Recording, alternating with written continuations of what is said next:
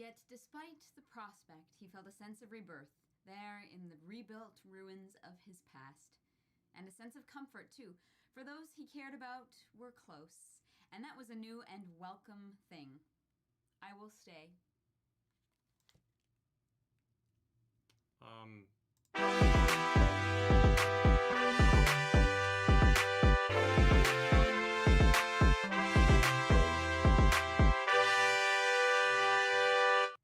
What's up? I didn't touch anything. I think you had to have... Well, I guess... Yeah, can you guys hear us?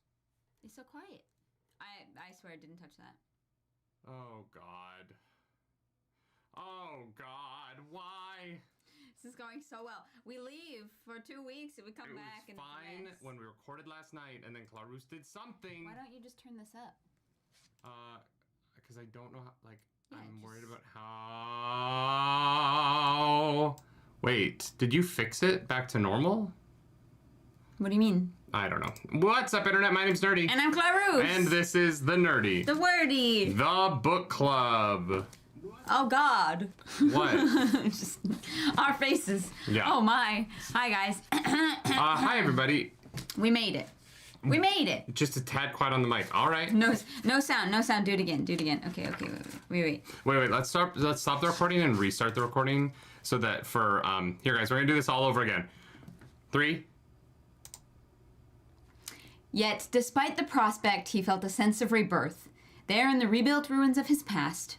And a sense of comfort, too, for those he cared about were close, and that was a new and welcome thing. I will stay. With Nasuwada and Dem.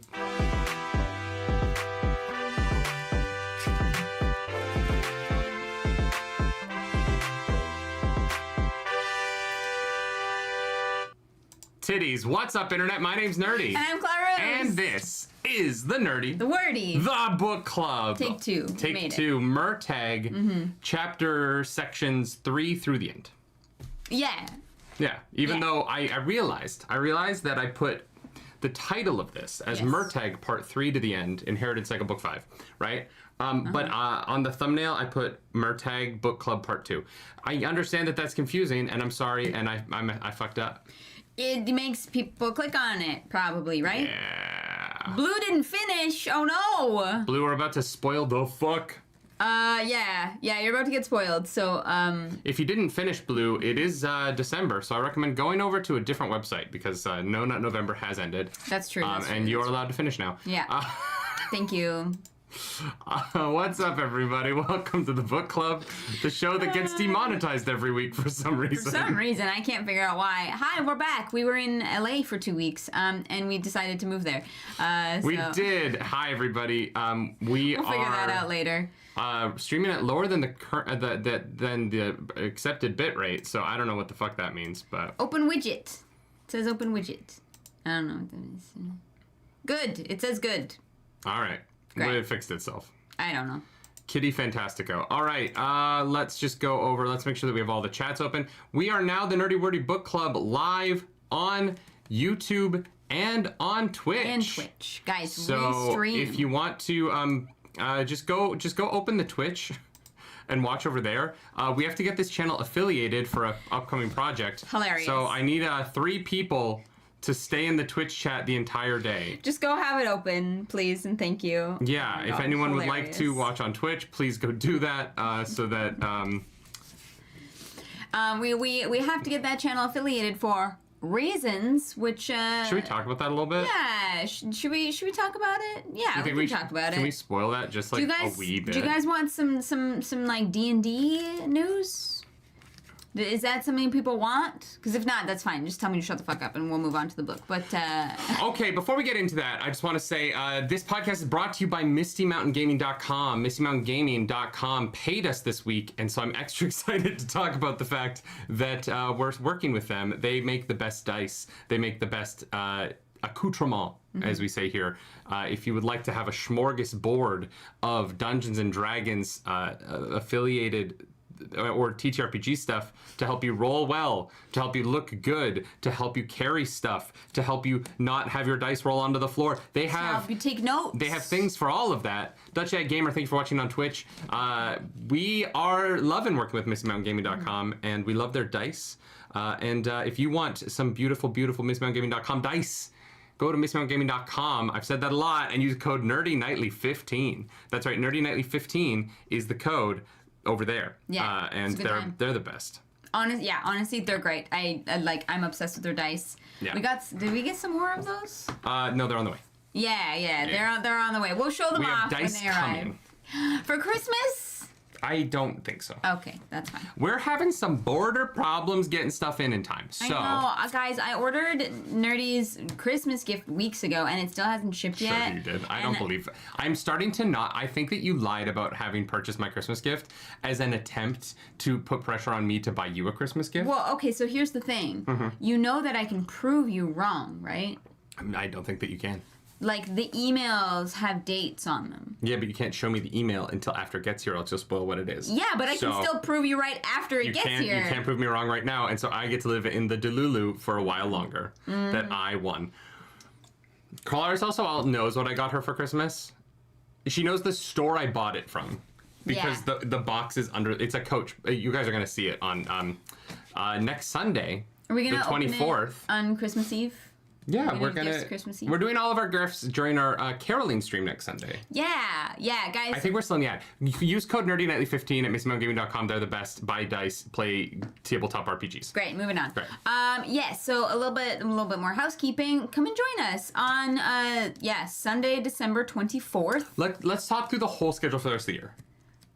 Lives, okay? Lives. Here we go. Okay. Today, Murtagh Book Club. Tomorrow, nothing. The day after that, I'm not going to go day by day. We're not doing that. The next live after today is going to be next Friday. Yeah. At 1 p.m. Eastern Time. We are going to be doing the charity goal that we hit around the Roleplay Relay 2, and we're going to be playing Roleplay Relay 2 Casting Claws. We're going to be joined at the table by Torcules, Fantaxia, and Fariha, all returning from that charity stream. They're going to be playing characters competing to be the next Santa Claus, because this one cut the head off the last Santa Claus. Well done, by the way. Thank you. So that's going to be great. It's going to be like a 4-hour stream, probably from like 1 to 5. I can't do math. It's going to be really fun. The charity link is still open until the end of that day. Yeah. So if you want to help us raise a little bit more money for Cap for Kids, you are still able to do that today.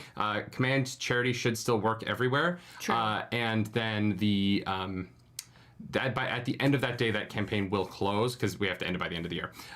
You will be able to purchase a digital calendar featuring the cast of Roleplay Relay 2 through that date. That is going to go live after the stream because I forgot to make it live for the stream because I don't think it's completely done yet. But for that stream, we will be selling this like digital calendar with like photos of the cast taken around my house and your house throughout that day. Our house. If you want to see what our bedroom looks like, the best way to do that is going to be to buy that calendar. Yeah. Because they took pictures all over our bathroom.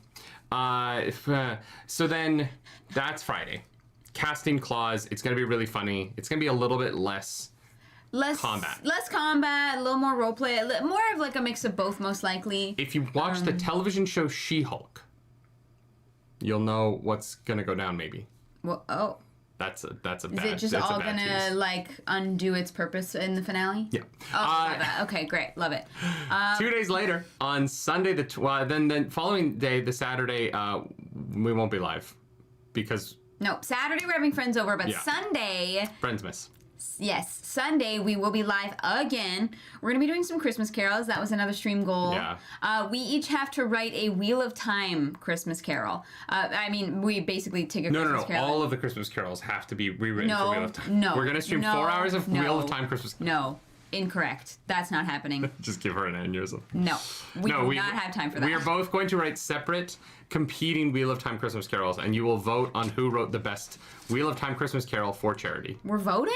No, they're voting. We don't get to vote. We're in it. Why are we pitting ourselves against one another? For charity. Wow. Okay. So, actually, no, we'll keep the charity live through that stream as well. Yeah, we might as well keep it open for 2 more days. Yeah. So, that's on the 24th. Then, more book clubby related news. On the 29th of December, we are going to be doing a 2-year anniversary of the book club stream.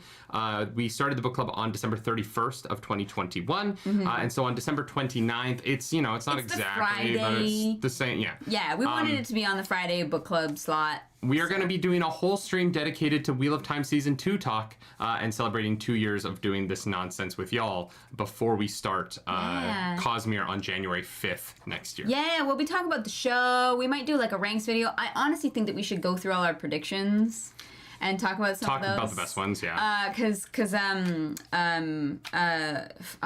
blanking on their name, but someone put in a lot of work keeping track of those for us. Icicle? I think it was Icicle 30. Yes.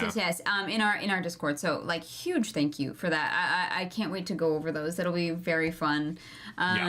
Pull those up for stream. So Friday, December 29th, our usual book club time slot. It's going to be a heck of a good time. Good morning. Oh, also I saw that. Did you see Blue?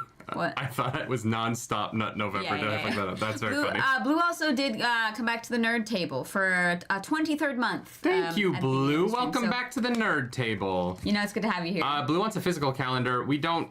It's too late. It would not get here. You can have the digital one and you can print it yourself. Yes, we give you permission. Do we need us? Whatever. If you want to print it off for personal use, just don't sell it. Yeah, don't sell it. All right. Now we're still not done. With the housekeeping. I'm so sorry. So these aren't, we're going to be opening, there are some Christmas presents people have sent us that are wrapped. Yeah. Thank you for that. Thank you, guys. But some of them weren't wrapped. So I just want to quickly call out some thank yous. This is the Star Wars Christmas CD from the 70s. This is the funniest gift I've ever received. This is from Kenny Theology. Kenny, thank you so much. Really appreciate you sending us this. I've never listened to this, so I'm so excited. Yeah. That's gonna be that. We'll do that for Christmas. Like, Maury Yeaston is on it with Christmas in the Stars. Lawrence Grossman and Sami Khan sing Bells, Bells, Bells. Like, there's a song called "What Can You Get a Wookiee for Christmas?" and it's sung by Maury Yeaston. Like, that's insane to me. R2D2, we wish you a Merry Christmas. It's just beeping. Yeah, this is wild. I'm so excited to plug this into a CD player that I definitely own and listen to that. We could probably play it off of our PlayStation. What? No, that's we should probably have it on a CD player. Then guys, you keep sending us books. So I just want to say some huge thanks to the people, Loadbolt, Blue. If I didn't thank you, it's because we received these before we went to LA and I lost a couple of sheets of paper. Well, no, one of them didn't come with a little sheet. And one of them we didn't know. So I'm so sorry if it's you. We have Brandon Sanderson's Secret History. I know that one's from Loadbolt. We have Brandon Sanderson's Warbreaker. I don't know when we're going to read this. I don't know what the order of I have no idea where it falls is. Within. We have Ben Galley's Pale Kings, which is like one of the most beautifully bound, like, look at the detailing in this book. I know, it's so gorgeous. It's so pretty. That's going to look awesome on the shelf. And then that one, the Pale Kings one came with like a bookmark that's also equally gorgeous. Right. And like character postcards, which is cool. Yeah. So you can be like, oh, I don't have to create the image in my head. For people who can't imagine human beings into existence, these are actually kind of nice. And then well, actually, the Pale Kings might be the second one. I don't know which one's first, which one's second, but I think the more beautiful of the two, because I like redheads, is the Written. Also by Ben Galley. Okay, Blue knows. Pale Kings is the second book, The Written is the first. Okay, so this is the first one. This is stunning. I know. Look at that, like, oh my god. It's so vibrant. Like, the color is just, like, pure. Yeah, I don't know. These are some of the, like, coolest looking books we own. Yeah, definitely. And so to the people who sent us these, thank you, Merry Christmas to you, and this is incredibly kind. Yeah. Should we talk about Murtagh? Yeah, unless... Is that all our housekeeping? Oh, we didn't announce the roleplay relay thing. The roleplay relay? You said you want to know more about D&D, and then we skipped over that and didn't talk about it. Yeah. So much housekeeping. Sorry, we've been in LA for 2 weeks. We've been talking about wanting to do more TTRPG stuff. We have a good time with it. I think you guys have a good time with it. Right? Unless you don't. Unless you're like, no, stop doing D&D, in which case we won't. But, you know, your feedback is always welcome. We're looking to get into a little bit more of the TTRPG space. And we're not going to give you all the details yet. Yeah. But we do have a show coming for you in the new year that we are very, very, very excited about. Yeah. Yes. Yes. I'm going to say that YouTube members are going to find out about that first. Members and Patreon. And patrons. Yes. But the patrons, patrons aren't going to really be a part of this in the same way. No. This is going to be kind of a YouTube members thing that then goes public, just a heads up in advance so that there's no surprises at any point in this process. We are very excited to be producing a weekly show. Yeah. For the foreseeable future. Yes. With a wonderful cast and a rotating cast of guest characters that you're going to be able to participate in, and it's going to be something special. I'm very excited. Yeah. We have decided that the Roleplay Relay branding is going to be our D&D arm of our company. Relay has many words. And when I first brought the idea of Roleplay Relay to you, it was to be like a relay race. Yeah, we were at the table when I was at the table when this idea was conceived. Yeah, I'm just saying, like, I came up with this, like, wording. Yeah. Because of the concept. I'm sorry, I'm not trying to, like, take credit away from you. No, you're fine. You're just like, when I brought this idea to you, I was like, this was like a brainchild of your mom, you, and me at a table. Oh, no, I meant literally the words Roleplay Relay. No, I know. When I said this out loud and I was like, what about Roleplay Relay? Yeah. I meant it as a relay race. But we kind of have been conferring about it and been like, well... Relay means other things. A relay station is how you broadcast things out into the world. Exactly. And so we are the Roleplay Relay. You can relay information to another person. Boom. This is going to be our branding from now on. And so we're going to be producing under this weekly next year. Yeah. We have 2 huge shows. One of them is going to be that 3-part Candela Obscura. We have our cast set for that. We're very excited to make announcements about that next year. And our other bigger show, which is going to come a lot sooner. I hope you guys are ready. It's going to be very cool next year, and I'm very excited. Yes, and then of course we did hit the Candela Obscura goal for the charity stream, so keep an eye on that. That'll be coming a bit later in the year, because we want to get people together for that. Yeah. What? I just said that. Sorry, I was reading. Sorry. I literally just. Sorry. I have been up for several hours already this morning because I had an audition and my brain is fried. Loadbolt. There are other gifts that are wrapped that we were gonna unwrap for Christmas. So maybe. Yeah. No. There are wrapped gifts from Loadbolt as well. Okay. So that's probably what that is. But just if you're like, oh, when are we going to get more announcements about the show? YouTube members, you will find out about it in a post in that community feed this week.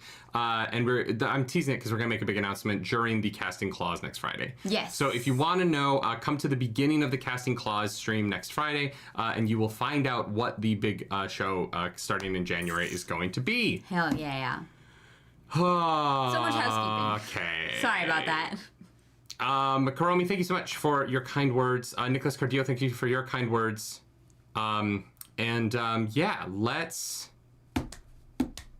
Let's do this. Shall we? Murtagh. Okay. All right, so we were in LA for the last 2 weeks. How was LA, babe? It was great. It was beautiful. We need to do a just hangout stream where we talk about stuff. I know, guys, I miss you all. It feels weird. It feels like it's been so long. Maybe on Monday we'll just throw the camera on and like hang out for a bit. Yeah, maybe. We'll see. We'll see how we're feeling. We'll see. If we finally sleep by then. Yeah, we're kind of still on LA time. Like, it literally felt like I woke up at 5 a.m. this morning, and yeah. Oh, it's been great. Before we get into Murtagh, this is about Murtagh, so I'm not doing another segue. Y'all, just a content warning for today. There might be elements of the book club today that are a little bit difficult to deal with. Yeah. We're going to talk about just trigger warnings for abuse and just being in a very vulnerable situation and not having a lot of power to get out of it. This book got very dark, and it stayed dark for a while, and we're going to talk about that. And so I just wanted to, just in case that's going to be triggering for anybody or you don't want to listen to that discussion, we totally understand, and we're hopeful that you are just having a great Friday if you have to go. Yeah, thanks for being here. Thanks for popping by. Murtagh is split into like 4 parts. So we did part 1 and part 2. You can go watch that. Isn't it like 5 parts though? Is it? Yeah, because we get that final part in that other place. That's a little tease for the end of the show. The final part? Yeah. The addendum? No, the final part before the addendum. It's short. It's a small part. Oh, wait, is it? No, look, because you can see where it's divided. So there's part 3 and there's part 4. Oh, I thought the stuff in Illyria was separate. Nope, not separate. All right, so Murtagh and Thorn, they arrive at the village. Okay, I feel like most of you guys have read this, except for Blue, who's like, I didn't finish the reading. Murtagh and Thorn have been told that there's some not so great stuff going up over at this village place, and they have flown there and have landed, and it's not what they expect. They kind of like show up and are ready to surprise whoever the witch Bachel is in the village, and she's ready for them. I don't know how I don't know that I agree with that. I don't think they show up to surprise her. He puts on plate armor and flies in on a dragon. Like, it's not like they sneak in. No, not to be sneaky, but like it's like if someone like rings your doorbell, they're not like sneaking in, but they're like, hi, hello, and he's like, I know, but if you ring the doorbell, I wouldn't consider that surprising. If they didn't plan the visit, I'd be like, "Oh, well, this is a nice surprise." Oh, sure. Yeah. You just said like to surprise her, and I was like, I don't. If you like ride in like bright red armor on a bright red dragon, that you can see from like 6 miles away, I just don't know how surprised the village. He's going for intimidation, for sure. But Bachel is ready. Like, someone comes out and meets him and is like, "Oh yeah, we basically knew you were gonna be here." Grief Karga?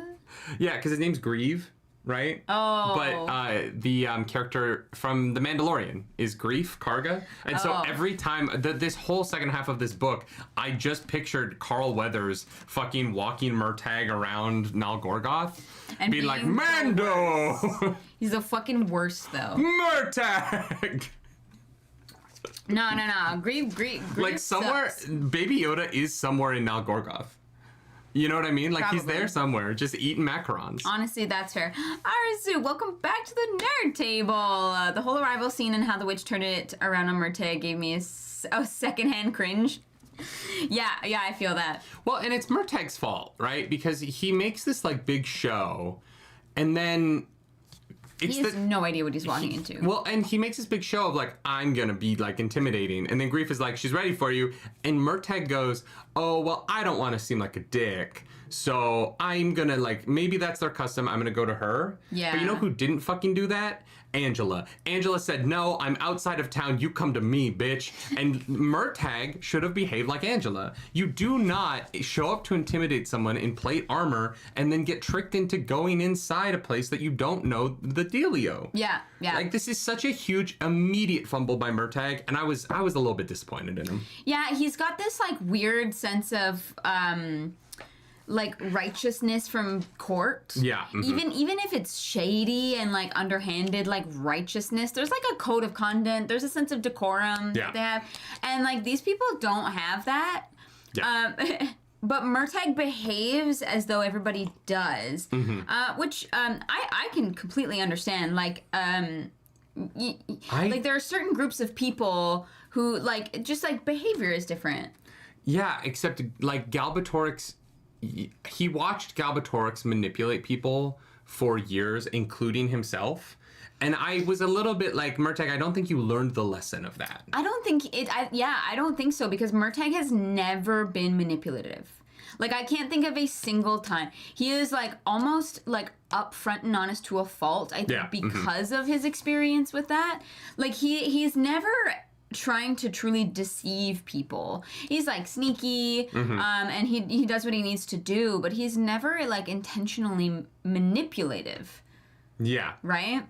Which I love. I love about him. Relaine, thank you so much for that super chat. Thank you. Just popping in and saying, looking forward to watching after work. Hell well, yeah. You have to get through about 22 minutes of housekeeping, and then you can watch the podcast about the book club. We just got into it, no worries, but have fun at work, and thanks for that super chat. Yeah, at some point we'll have other lives where we can talk about ourselves, and then we won't put it at the beginning of the book club.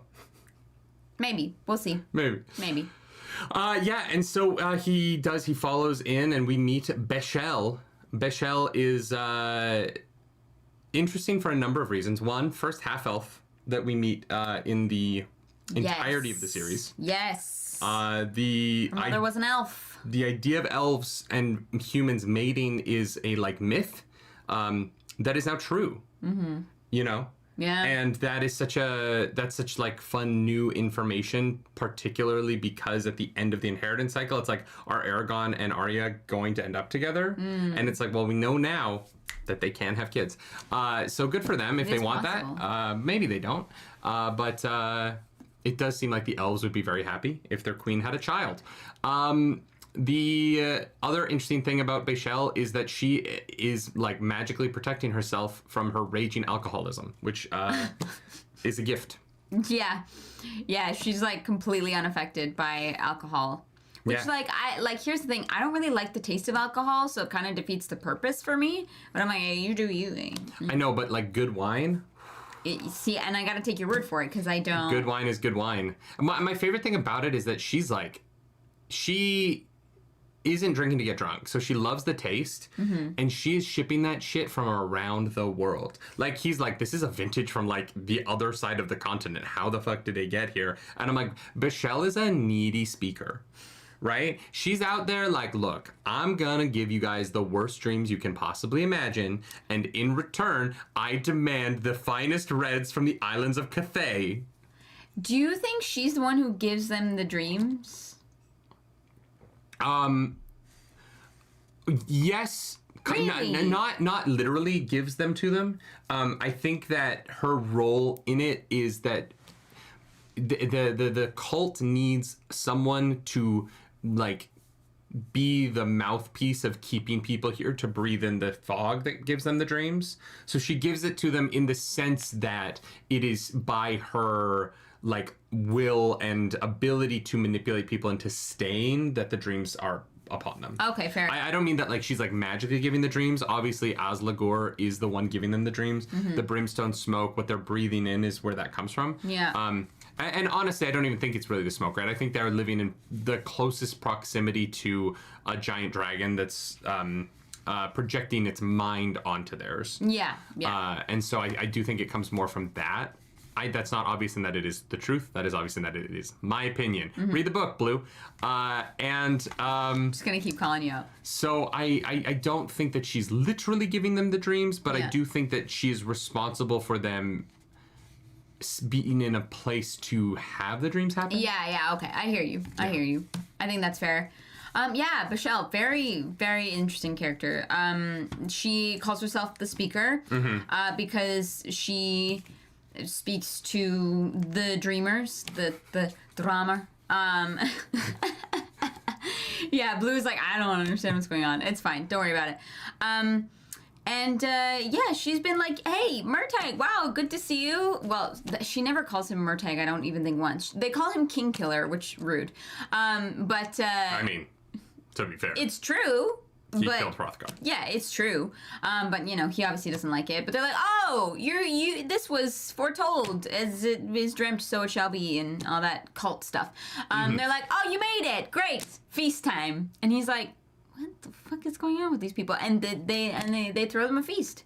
He's like, I have questions. And she's like, yes. But later. Don't worry about it. And then she's like, virgins, dance for us. Why are they virgins? Because if a man touches them, they are in trouble.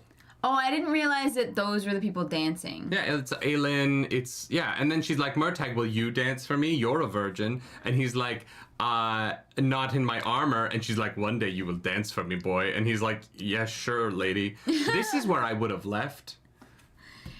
Yeah. I would have been like, look, I am not Murtagh. I am nerdy. And I would have been like, yeah, no. Seems sus.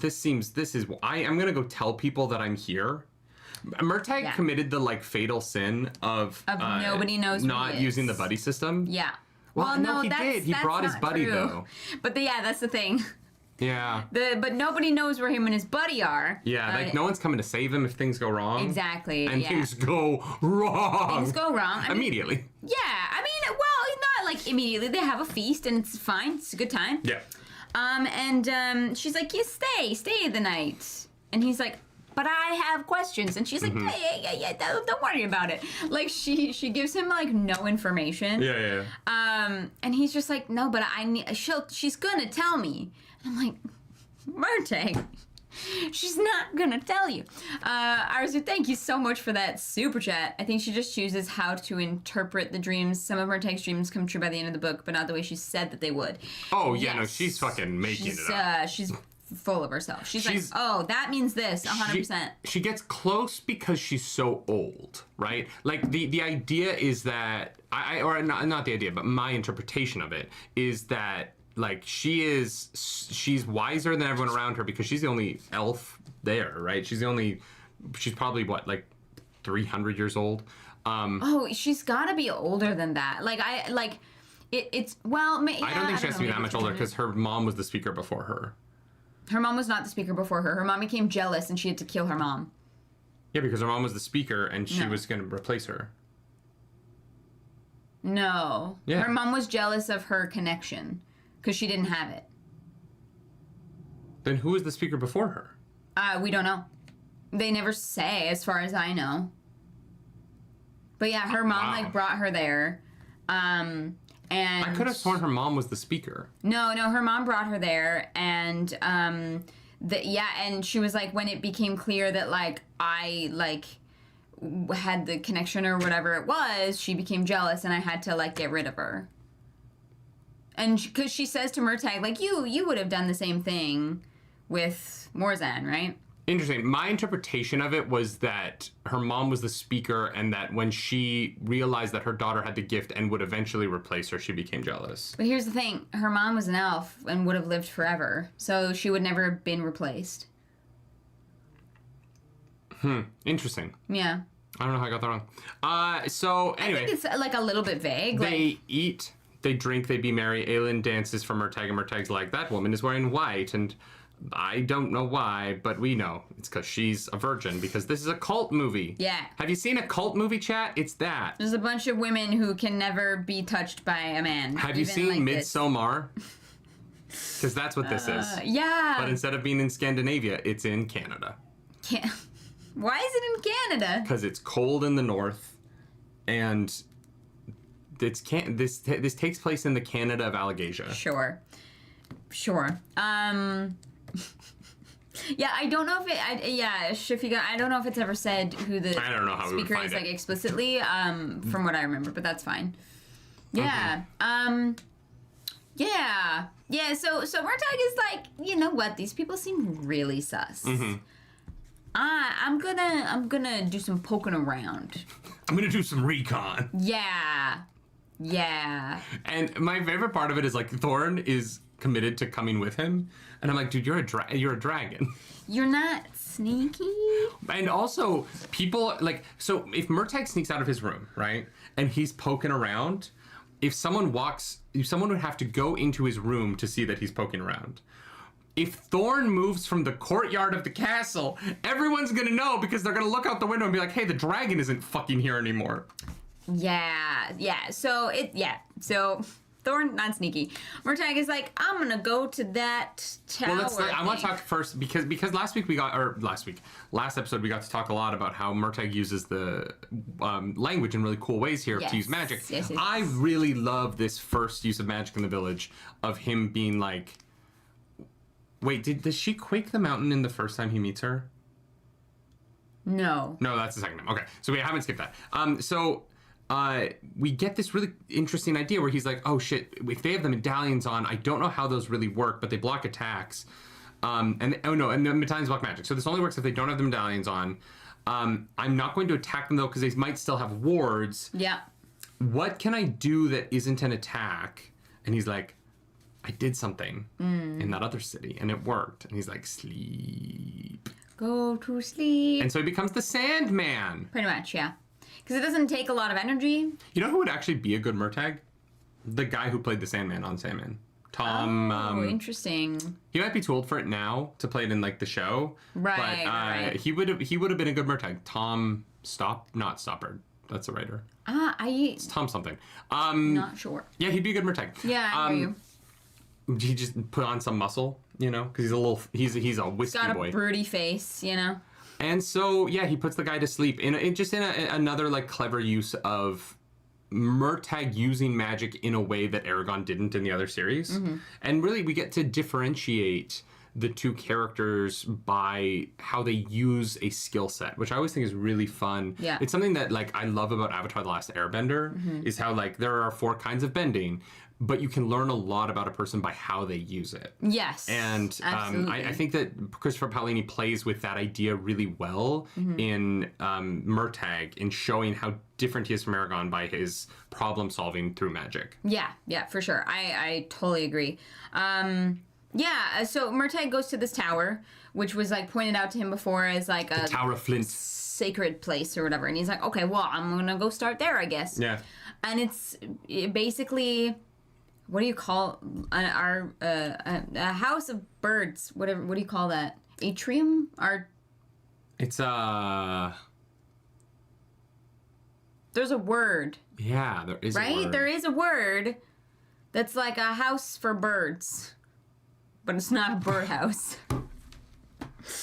He goes to the birdhouse. There's a lot of poop on the floor. Because have you been to one of those? No. Remember in Harry Potter when Harry and Cho are like having a like almost romantic moment in a birdhouse, and I was like, owls, this would smell so bad. Yeah, no, thank you. Yeah, it's an atrium. Okay. I don't think that's the word for it though. An atrium is just a hall. Atrium also has another meaning, so it might be like. But it's like a both. Ossuary. There is a word for it. I just can't remember what it is. Aviary.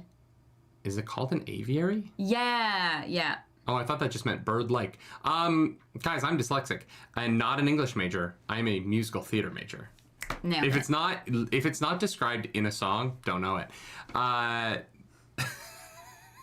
Fair. It's how I know American history. It's from Hamilton. Did you know that all the founding fathers were men of color? Wild. Musical theater is crazy. Famous for being historically accurate. Did you know that they had pop princesses in a time of Henry VIII, and that he only married women who could sing and wear bondage gear? Wild. It's crazy. I'm so excited to see that show on Wednesday. Me too, guys. Six the Musical is a fucking banger. Yeah. Anyways, goes into the aviary. There's just all the crows. It just smells all of them. So bad. Yeah. And Thorne is like, you need to wash yourself or people are going to know exactly where you've been. Like, that is nasty. Because he falls in the poop. Yeah, and we find out that the crow skull necklaces are real crow skulls. And that this is where they come from, because he finds them all crunched up on the ground here. Yeah. And he also finds something else. Yeah. Little pin thingy. Little a lapel pendant, an enamel pin that I would buy at Comic-Con to add to my collection because I have a problem. It's on a corkboard next to my bed, and I stare at it as I fall to sleep. All of my trophies. You're like, wow, so shiny. I picked up a Swole Charmander pin in LA this trip. It's a good pin. I'm really happy with it. It's a good pin. And he finds the pin of stevia, the artificial sweetener that used to work for Galbatorix. Stevia? It's like Stevian or something. I don't know what his name is. Oh, fuck. Now I'm not going to be able to remember it. Leviathan. Oh, no. I have no idea what this guy's name is. He was a Forsworn, but he was one of the like basic bitch Forsworn who wasn't very good at shit.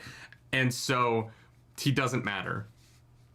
Oh my god. This is just a clue to help us get on the track that Galbatorix, for the eventual reveal that Galbatorix used to be here. Yeah, Galbatorix has visited. I thought this Galbatorix knew about Bachel. I thought this Forsaken was going to be Forsworn. Forsworn, yes. Different book series, I know. We're doing them back to back. I thought that the Forsworn was going to come back in some way, and he doesn't really. Like, we don't really learn anything else about him.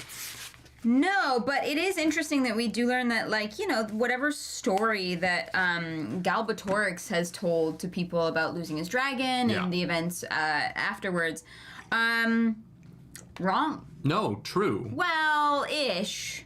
Why wrong? Well, because he found the dreamers, and they are the ones who convinced him that the riders were to blame. That part of it, yeah, but because Murtagh's initial thing here is like, did these people kill Galbatorix's dragon? Like, he's unsure of it. But the true, like, the Urgles did kill Galbatorix's dragon. Yeah. The only part of it that is misleading is what happened in the intervening years in the north to Galbatorix when he was going mad. Mm-hmm. But ultimately, like, everything we learn is true. Maybe we just that's the thing, right? At this point, it would be really weird to retcon it again. Well, it's to be like Galbatorix was telling the truth, and then Bachel is like confirms everything Galbatorix said, but added more context, and then in another book being like, but actually no, it was a lie. Like, I just think that Murtagh. It is interesting that Murtagh is like, yeah, I always thought that story was weird. Like, how did these Urgles overtake 3 dragons and 2 riders? In my opinion, there's a point where you have to. Also, Sairlith. Yeah, Stevia. There is a point where you have to. We just had this argument in the Discord about Wheel of Time, where I understand the desire for stories to be filled with mystery, and so audiences will go, well, everything is suspect. So, like, someone was like, I just don't trust anybody until there's like multiple sources on something in a book. Mm-hmm. And I think that I understand where that comes from, and it is in an attempt to make stories more interesting than I think sometimes they are. But at some point, books have to have facts in them about your world, or you leave me in the position of having to decide what is true. Right. And so I think that, like, there's a corroboration in this book on Galbatorix's story with new elements to it, right? In what happened in the intervening years, but Galbatorix wasn't lying. Mm-hmm. Because you get to a point where it's like, okay, well, if I can't believe what anybody is saying, I can't read this. Like, if I have to decide what is true in your book on everything, and it could change every time a book comes out, the past changes. I mean, I get frustrated with the world building. The problem is that Bachel can't know the truth either. Galbatorix shows up and is like, this is what happened. She also has no idea because she wasn't there. Right, but here's the problem. Galbatorix is dead now. Yeah. And so for a third story to come out that drastically changes it means nothing to Galbatorix's story. No, but it might mean something for the Dreamers. Oh, but this gets into retconning past characters, and this is something this book does that I think that writers have to be careful with. Retconning the new villain into past stories gets really dangerous because you have to get into, well, what the fuck have they been doing? This is the thing that Star Wars keeps fucking up, right? Is that they keep retconning more and more and more Jedi into the days before A New Hope. And then you have to be like, well, okay, but then what were they doing for the original trilogy? Like, what? Okay, so some massive enemy killed the dragon before Shuriken, and then did what for 120 years? What are you talking about? If there is some massive threat that is awake and, like, present. Azlagor? But Azlagor is sleeping. Like, Azlagor is not a present threat. No, but this is my point. If Azlagor was active and killed Galbatorix's dragon, then what did it do for over 100 years? And writers do this all the time, where they try and retcon in, they were always there, and it almost never works. See, I don't know if I necessarily agree with that, because it doesn't feel like a retcon for me. It is just fleshing out people who exist in the world, like, during different periods of time. I agree, like, I think Star Wars definitely has the problem of, oh, and this person was there, oh, and this person was there, and this person was there, and then it's like, okay, well, like, now, like, I have some questions, but I don't think that, like, this feels like a retcon to be like, the Dreamers have been around for ever, like for a very, very, very long time. Yeah. Like that doesn't feel like What? Okay. a retcon. It feels to me like when you go back and you change something, not you like add. That is the detail. definition of a retcon. And change something, yeah. To change something. Yeah. But nothing is like changed. You would be I think the Dreamers exist. In my opinion, you would be drastically changing the narrative that Galbatorix laid out and that Bachel has laid out. And you're changing the narrative that is now two dead characters' words that you can never find out why they lied now. And so you're retconning what they said, but you're never explaining why they lied. There's no... Okay, well, this is like a discussion for like maybe in a future thing, so I guess it doesn't... But I think it's a discussion about this book because it gets into this character reframes Galbatorix through Bachel and through the danger of Bachel, right? Yeah. In that Galbatorix, at some level, was scared of this woman. Yeah. But also Murtagh beats her solo. And so does that reframe Galbatorix? Does that, like, take away from how dangerous Galbatorix was? Well, I don't necessarily think so. Yeah. But I do think that it is something that you have to be careful of as a writer. Yeah. When you add in these details and when you like do retcon the stories of these characters by changing their histories, that you then create villains that don't undermine the danger that you had previously written. Yeah, and I think that like specifically for Galbatorix as a villain, we never see him be particularly creative with the ancient language and circumventing stuff, which like Murtagh is, and I love that. Galbatorix always relied on his like powerful mind and being able to like overwhelm people, and so I feel like that is a part of it. Why like the person who could beat Bachel is Murtagh for the specific reason, and same with Aragon is the person who could beat Galbatorix for the specific reason, and I do love that is almost like thematic throughout this. This world, like this like story, this grander story that like Christopher Paolini is trying to tell. I love that those like tie into one another because it feels like Murtagh is probably the only person who could have beat Bachel just because of his life experience. I don't agree with that. I think that Murtagh learned how to beat Bachel from Aragon. And from how Aragon defeated Galbatorix. Like, I don't think that Murtagh could have done this without the... Oh, but that's what I mean, his experience but from I think his Aragon, life. I think that Aragon also could have beaten her. Maybe, because the inspiration for how he beat her came from Aragon. Yeah, I guess that's fair. Yeah. All right, so thank you for that super chat. I just accepted that the Dreamers are partially responsible for Galbatorix's madness, but Bachel overestimates her own importance in past events.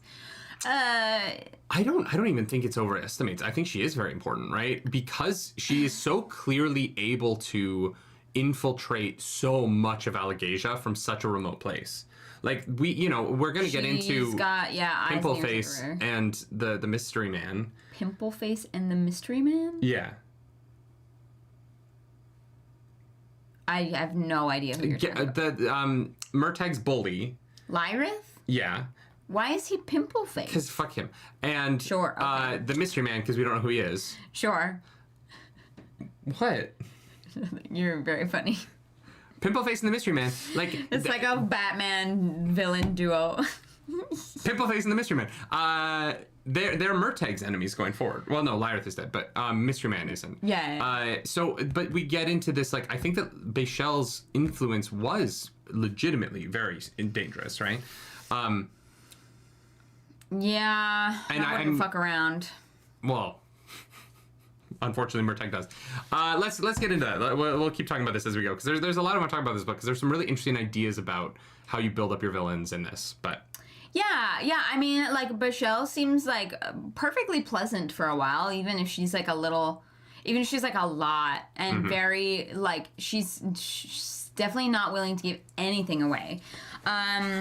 But yeah, he like sneaks into the tower. He finds the pin thing, and then he goes back to Thorn, and they do fall asleep, and they like have weird dreams. I'm like, oh well, that's kind of sus. There's like a big black dragon who's taking over the world, and I felt this like fear, and it was. Ugh. I really like if Osligor isn't a big black dragon, I'm gonna be shocked.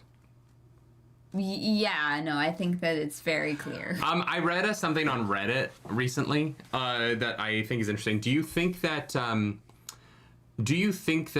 Galbatorix was forcing Shuriken to become so big not because of he needed to dominate Alagasia, but because he knew what was up here that he might have to fight one day?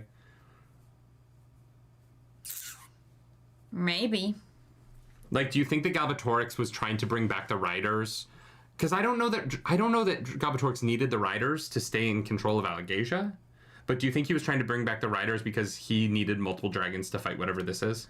Maybe, because very easily, like, Bachel and Asagor could have just wiped out everybody. It is kind of what it feels like this is. Especially since, like, she has this magic that cannot be turned around on her because her people have the necklaces.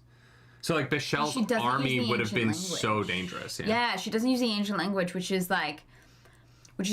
crazy. And Galbatorix's whole... If Galbatorix was actually preparing for Bachel, right? Yeah. And we'll never find out because they're both fucking dead. Yeah. But if Galbatorix's mission in that 100 years was Bachel is coming, she's dangerous as fuck, Oslagor's dangerous as fuck. In order to beat them, I need to learn the name of the ancient language. What is so funny about that is that all of that was a waste of fucking time because the ancient language wouldn't have saved him. Exactly. Yes. Right? Yes. And so you have this interesting element of... this is a retcon that I would enjoy learning more about, but we won't, unless, like, Aragon reads Galbatorix's notes and it His says... diary. But Galbatorix's whole life being this fruitless endeavor to learn the name of the ancient language because he was scared of Bachel, not knowing that it wouldn't have worked on her, is such a, like, delicious irony. Yeah. That is my headcanon because it's awesome. Yeah, I love that. Yeah. That's the train of thought that I was kind of following, and I'm glad we're on the same page about that because yeah, usually. Yeah, I think it makes both of them all that more interesting, and it's like part of like Bachel's strength, but also weakness in a way. Yeah. I mean, she's very adept. Obviously, she's like practiced, and it's almost part of the reason that I feel like maybe she's way older than 300, and I don't know. Okay. But like because she doesn't even know the ancient language, like Murtagh observes that like she doesn't actually understand how like a wizard's duel works because she doesn't know. It's not that she doesn't. It's not that she's ignoring the etiquette of it. It's that, like, she's, like, ignorant in the ways of the world. No, she knows. Like, she just... No, Murtagh says, like, oh, she probably doesn't even realize that you're supposed to... I disagree with Murtagh on that. Okay, Because I don't really understand... Here's my thinking on that. I don't understand how she could be so old, have so much influence, and have so many people coming to her and not know. But has anyone ever been like, oh, in a wizard's duel, you have to take over someone's mind first because it's like, it's the nice thing to do. I feel like she would have someone, in order to have the power that she has, I think that you have to be somewhat inquisitive. Like, I don't know that you can get there by never asking anybody questions. I just wonder if in hundreds of years, like, there's just a point where you would just be curious about stuff just to be curious about stuff. I just wonder if maybe that's like almost like newer rule of etiquette. Like, oh, I see what you're saying. Okay, so like it's like developed. The wizard's duel has evolved to become this like recently, but because it would still predate Galbatorix going to her. So, like, at the very least, if Galbatorix spent time learning from her, you would think that she would have learned from him in that time. Maybe, yeah, I don't know. It's just, it's like, the idea that she's, like, unaware of the ancient language doesn't work for me. Oh, I'm sure she's aware of the ancient language. No, but I mean, like, of words in it. Like, I think that she has to be willfully choosing not to use it, not... Oh, for sure. It makes her look so much more powerful. And like Murtagh says, she is able to come up with things that would take him like minutes to say because it's so complicated. She can think it. She has this mental acuity and discipline and is able to be like, this...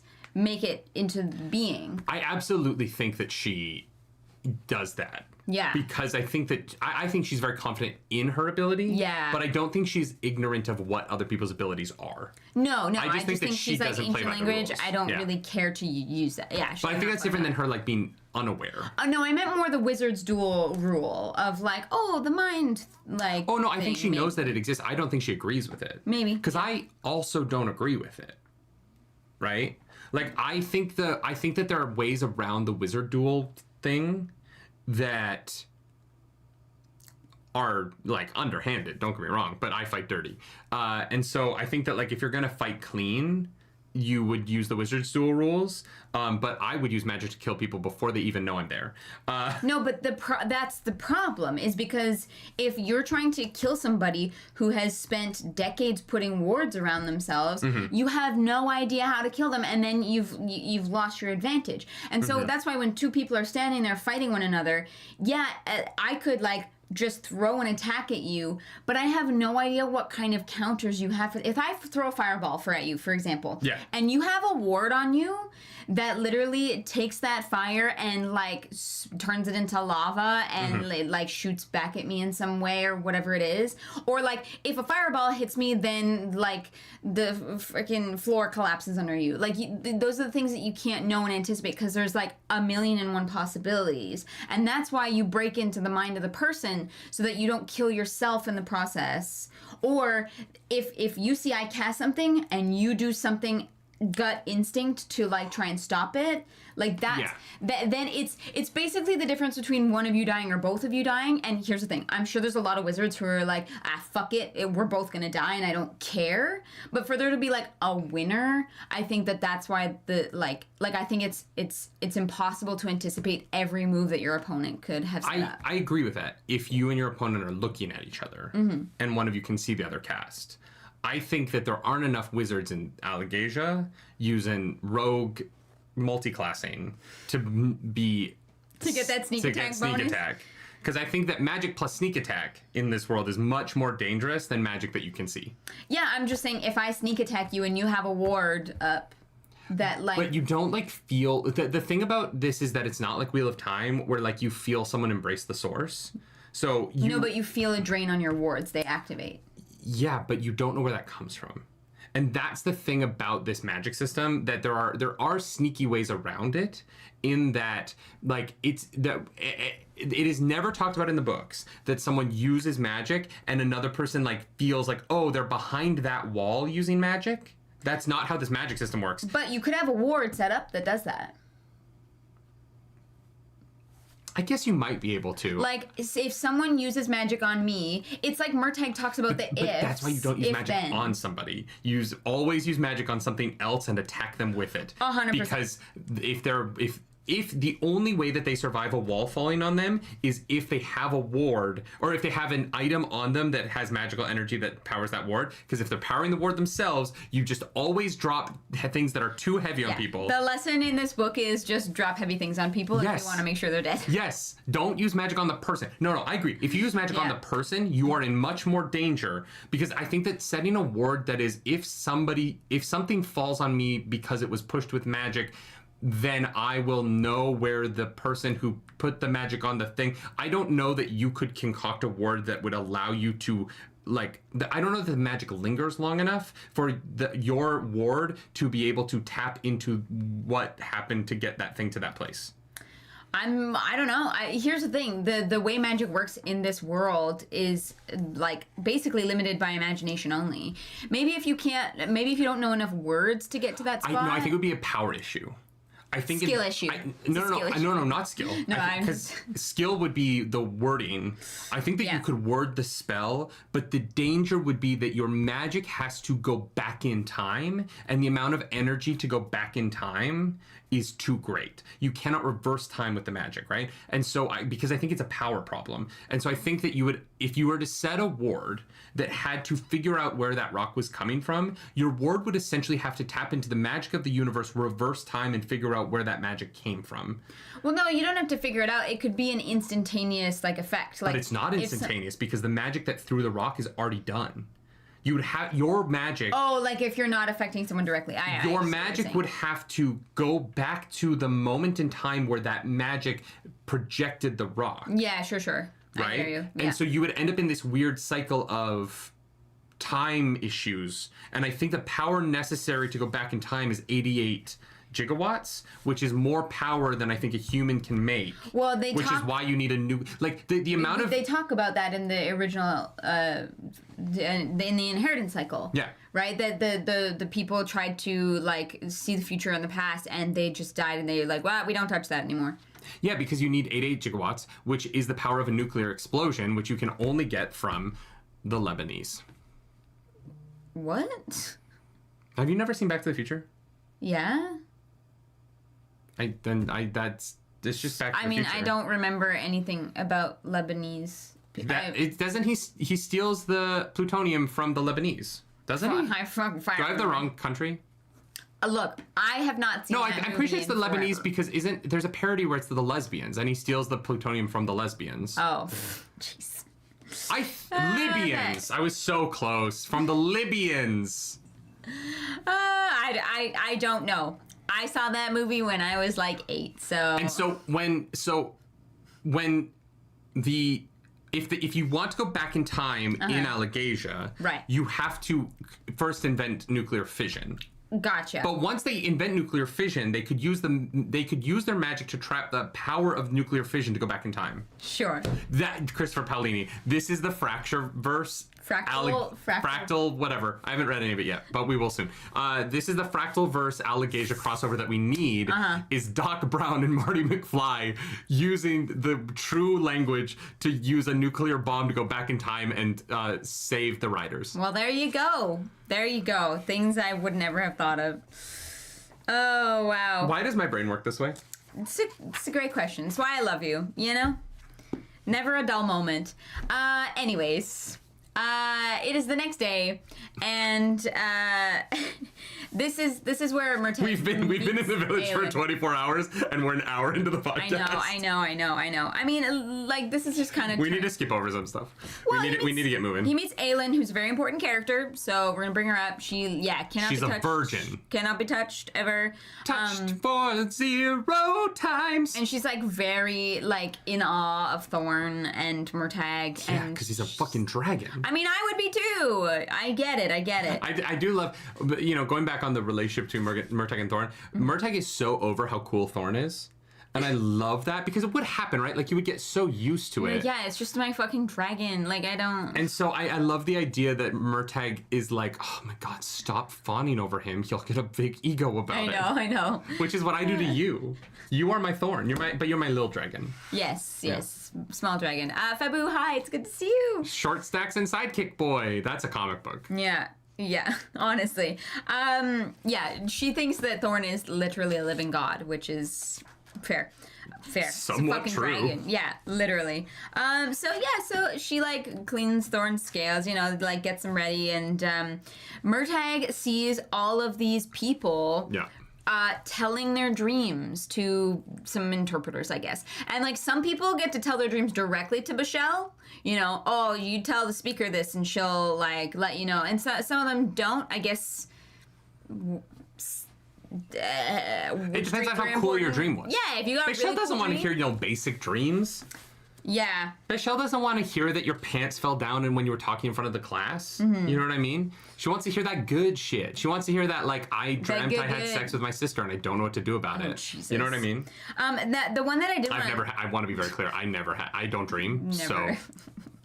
you know what? I might have had the dream. Wouldn't know. I do not remember a single dream in my life. The one thing I do want to talk about is the woman who's like, I had bad dreams. It's bad of me. I am unholy or whatever the fuck it is, right? Mm-hmm. And everyone around is like, oh my god, this bitch again. Yeah.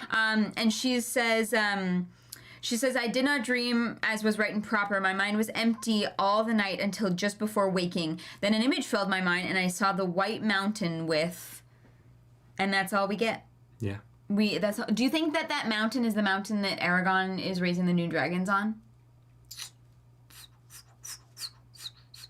Yeah, probably. I can see that. Although I feel like Aragorn, I don't think he's on a mountain. I think he's on a mountain range, right?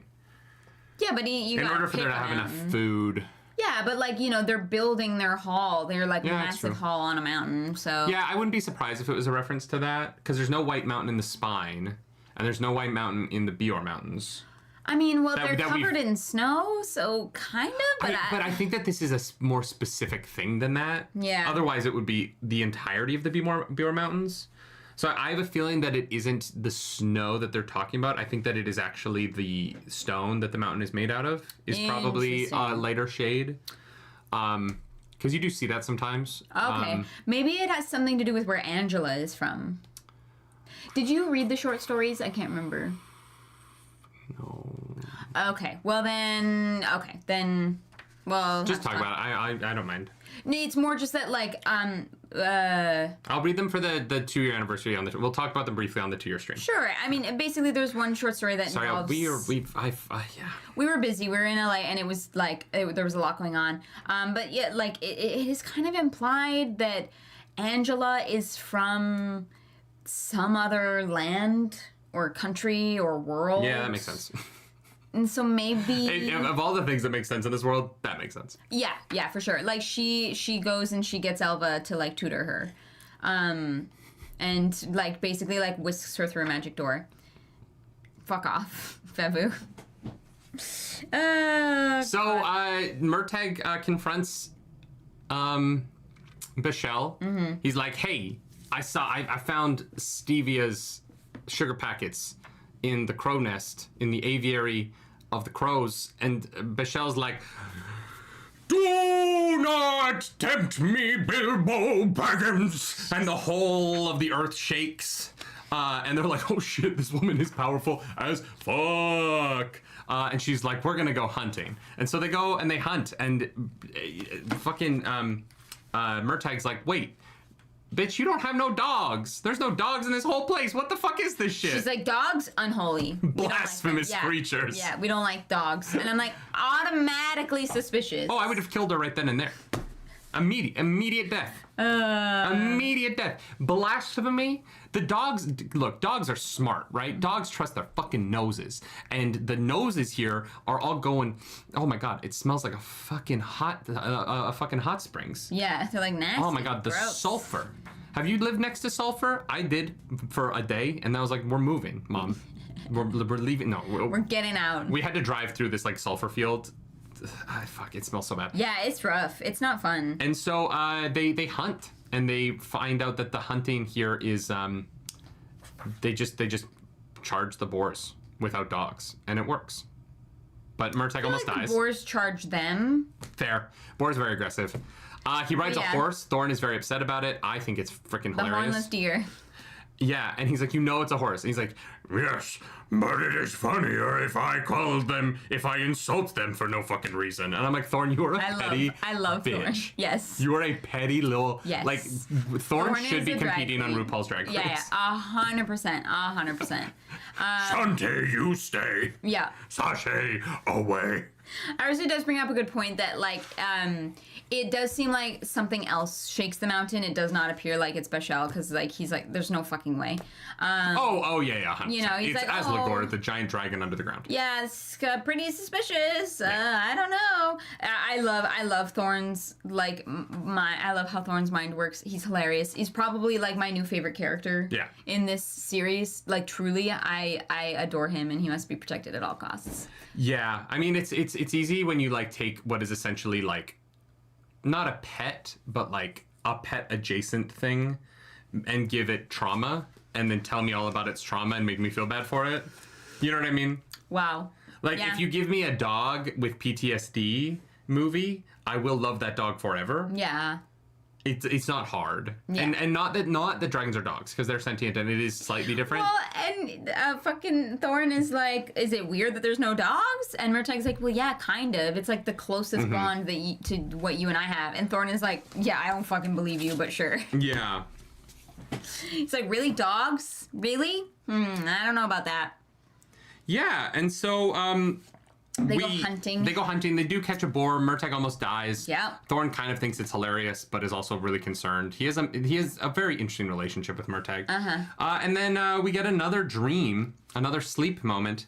A black sun rimmed by black flame hung against a darkling sky. The stars were faded, guttering.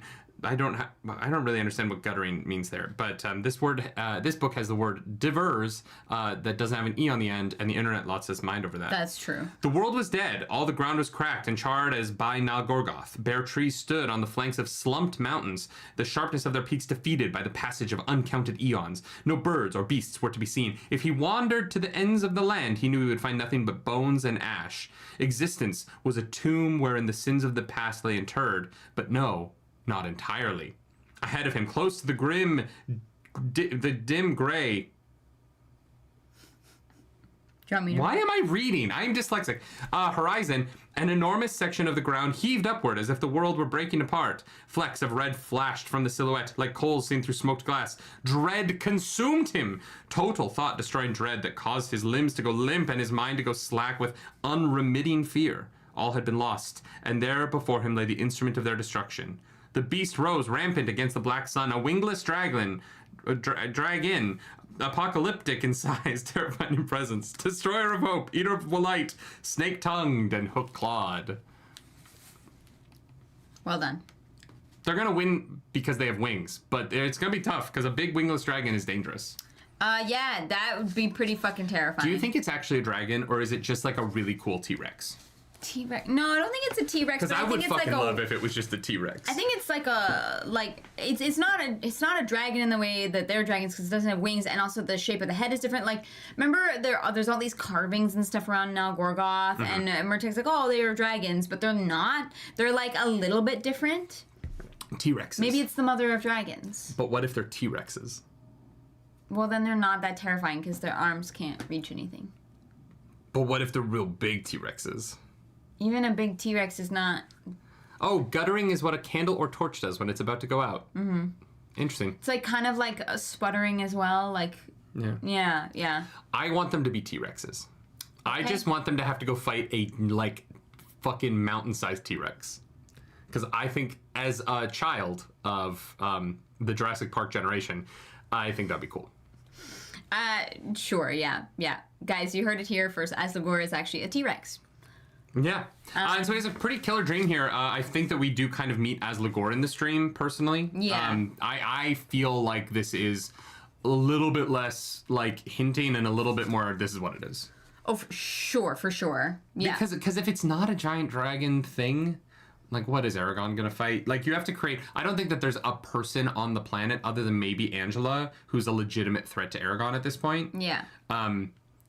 And so I do feel like it has to kind of be that. Yeah, for sure. It's what it seems like it is, you know, when they go underground and, like, Murtagh's, like, looking into the well or whatever. Like, it does feel like it is just, like, a worm, like the size of the planet, almost, in a way. But, yeah, it doesn't have wings. It's, like, shaped slightly differently. Like, it is, like, dragon adjacent, you know? In the same way that you kind of have the dragon adjacent, like, there's different beasts in this world that, like, are dragon adjacent, right? There's the ones in the sky, in the BR Mountains, the, Fanger, I think is what they're called.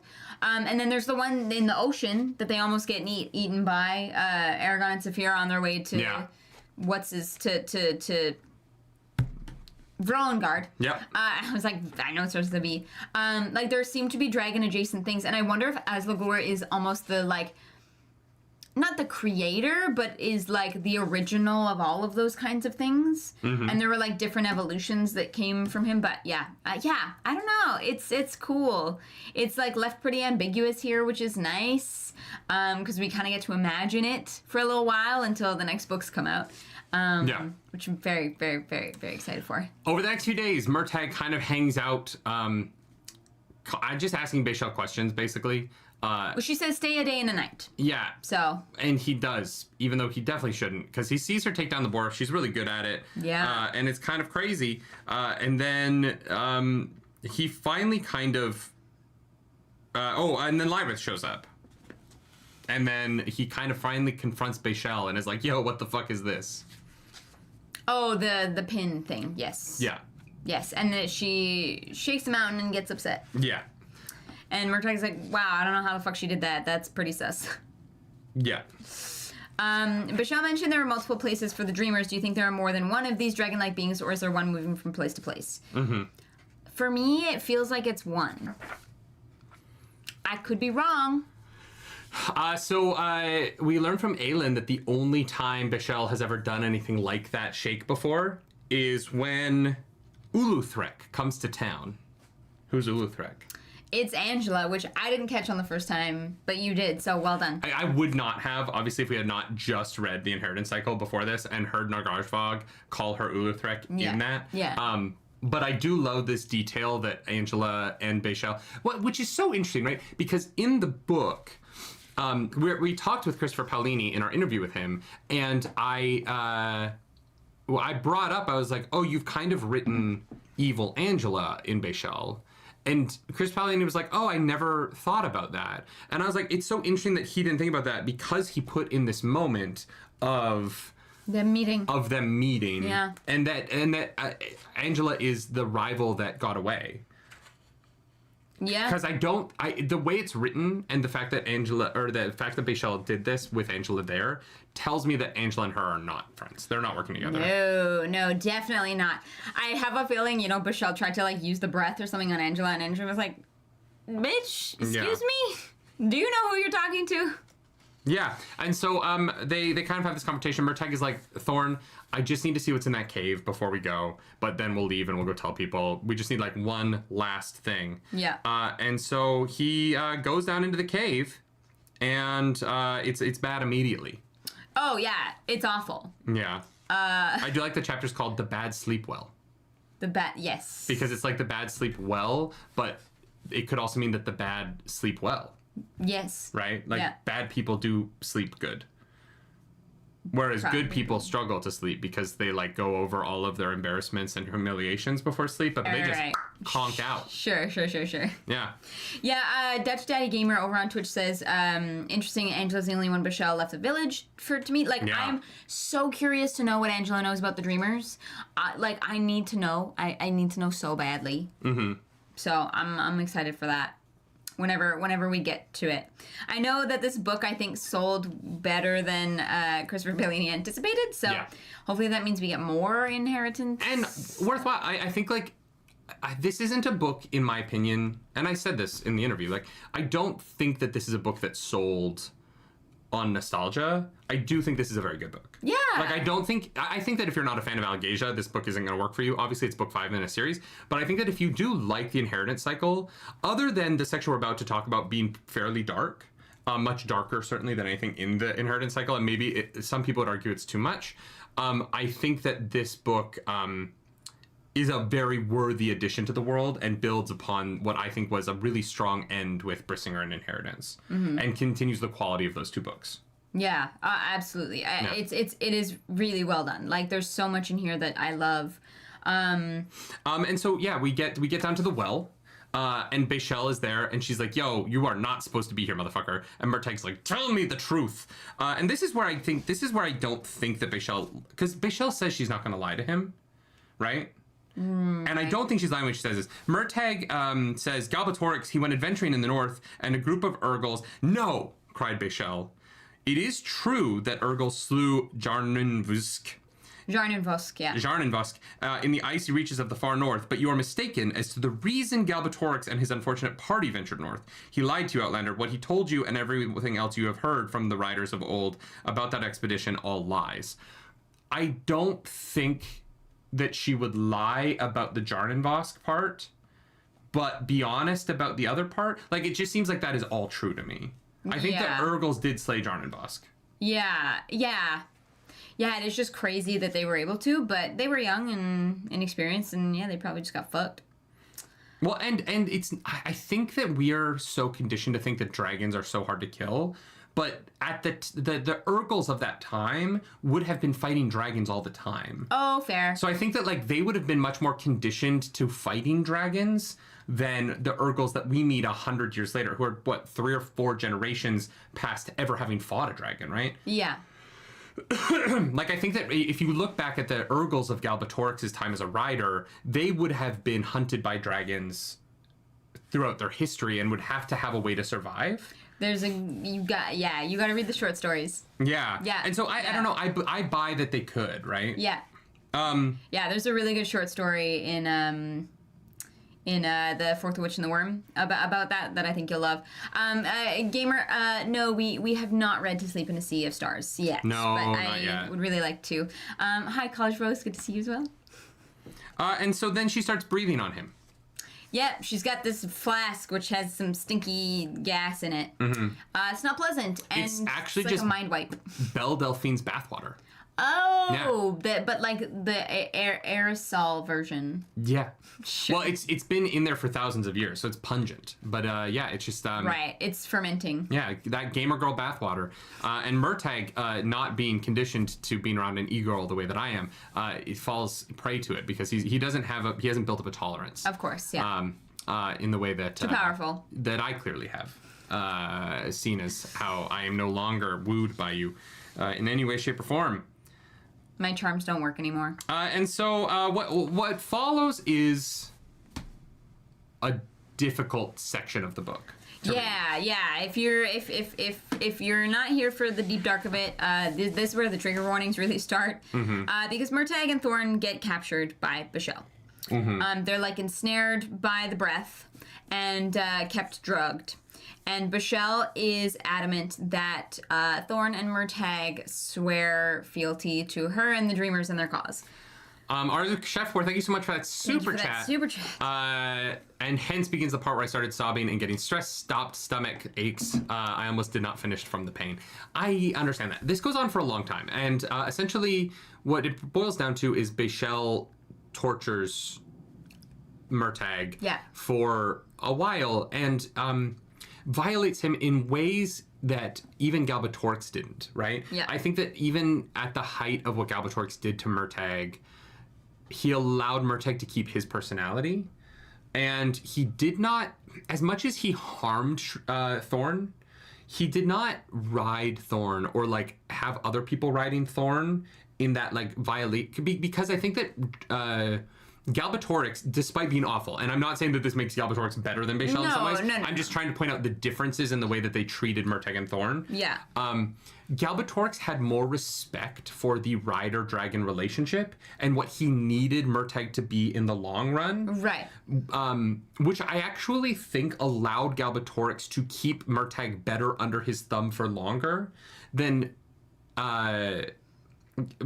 this like Bachel, who views Murtagh and Thorn as separate tools and uses them separately, violating their connection to each other, but also opening up an issue of not understanding how much their bond pulls them together, even when they're magically unable to like have the personality to do it themselves. And Bachel never asks about his like true name or anything like that. Like she believes that like the breath and the drugs are just like so powerful that she doesn't... Well, I don't know that she'd be able to pronounce it, right?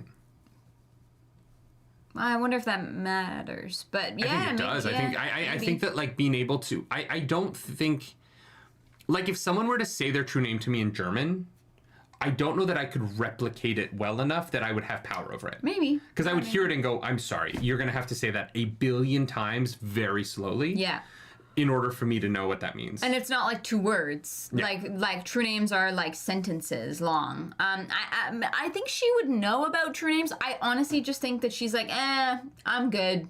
I'm great. I have the power of Asgore. I don't give a fuck. Like, I don't agree with this idea that she wouldn't know that they exist. I just think she's too far. Old. I think she's too old, and I think she is too far ingrained into Allegasia with her eyes and ears. Like the stuff that she knows is like she has clearly been spying on them forever. Mm-hmm. Like she would know about true names. I feel like that's just like I just don't think that she views it as important her tools. No, she's like, I am above that. Yeah. It's the like lessers who have to resort to the ancient language. Well, and I don't. I think that the thing about Bachel that I find very interesting, and why I think that she is a great villain, is because she is a cult leader who is fully bought in to her own Kool-Aid of the cult, right? Yeah. I think that Bachel would be less interesting if she had ulterior motives and like was using the cult for her own gain. Yeah, no, she is in. It is more interesting that she is a full believer, and so I think that she would view true names and the ancient language and that magic as coming from something other than Osligor. And that's so a no-no. She only wants to use the power of her cult, because anything else, like using dogs to hunt, it's more about it being blasphemous, but I think that she is aware of it, right? Yeah. It's more about like her willful choice of how she's using magic, rather than her, because if the story is just that she's not aware, I find that really tough to buy. And I don't think that that's the case. Like, personally, obviously, it doesn't say one way or the other, but I don't think that it's ignorance. Mm-hmm. I think it is an active choice. And I think that Shafika brings up a really interesting idea that Galbatorix probably saw this and tried to find the true name because he's like, Bachel doesn't use this. It's a tool that I can use that she will never have or understand. Like, Which is so funny because even Murtagh knowing his own true name doesn't protect him from what she does. It doesn't work. But I could understand Galbatorix's thinking there and trying to have a tool that she does not. But I like the irony of Murtagh not being or of Galbatorix spending all of this time working on something and it not really coming to fruition. Yeah. Like even if he had succeeded, he would have failed, which I like quite a bit. Yeah, for sure. Yeah. And this part of this section of the book is harrowing because we get flashbacks as well to Murtagh and Thorn's lives previously. Like, we see him...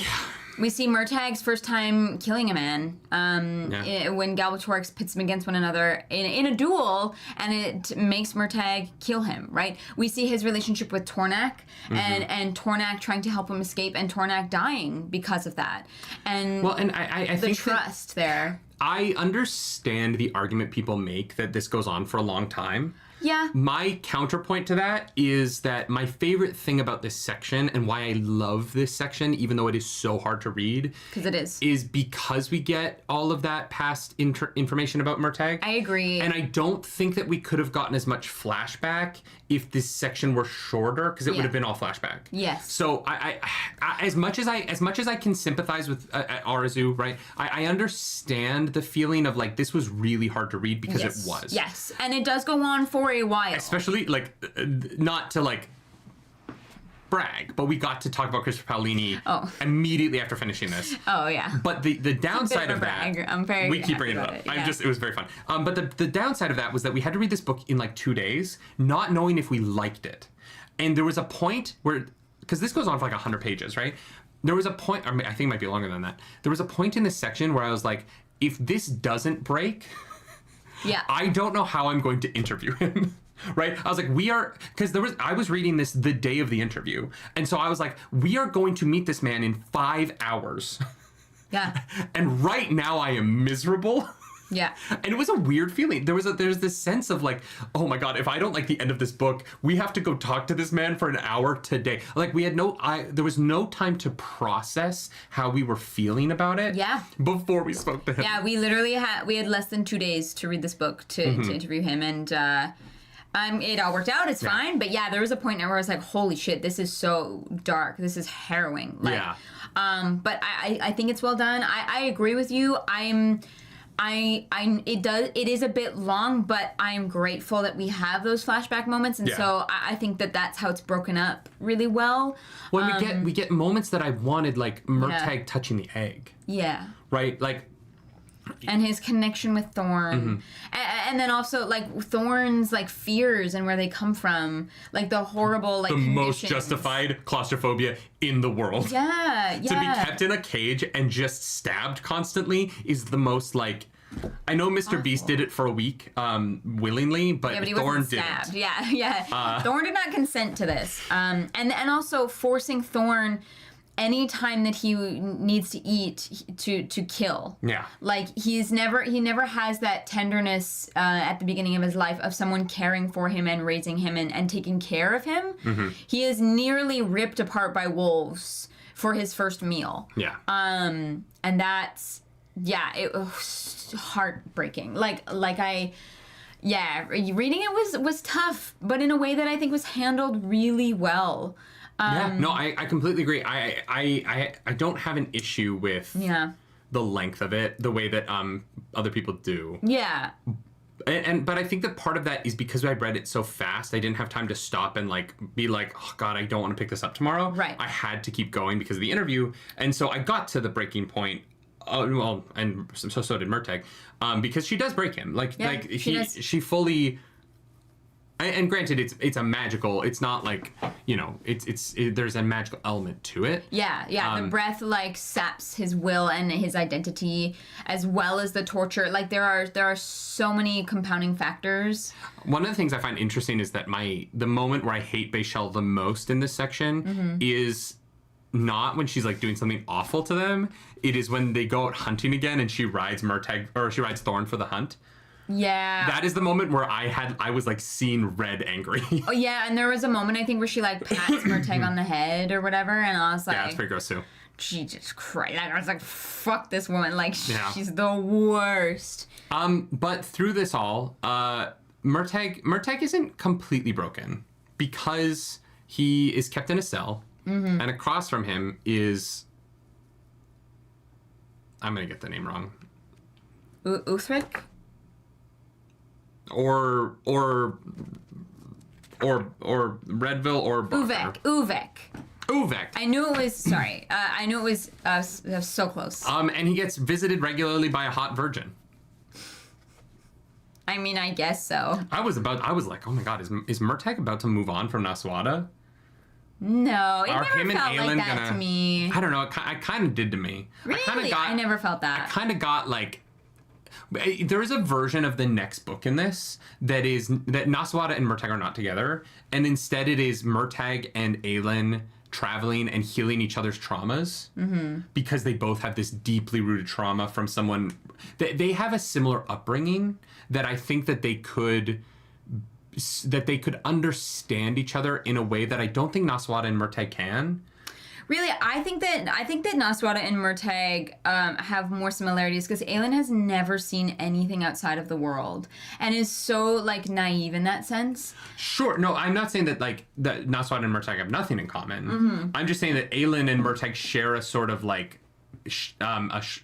upbringing where there is a entity that is enforcing a worldview onto you constantly, and they both are breaking out of that in a similar way. Yeah. And I think that in a world where Palin doesn't do what he does at the end of the book, and where Murtagh and Naswada cannot be together, and Murtagh has to move on from that, I don't think Aelin would have been the worst choice. Not immediately, I don't think they should have slept together in this book, right? But I think that there is a world where they could be a balm for each other in a way that very few people can, right? Very few people go through this kind of very sheltered cult experience, and Murtagh does have a similar experience with Galbatorix's control over his mind. Yeah. And I don't hate where this book ends, but there were points in this book where I was like, oh, I could see how you could write the long-term romance of him and Aelin, right? And it be about two people bringing each other a sense of wholeness from this trauma that kind of resides in them both. Yeah.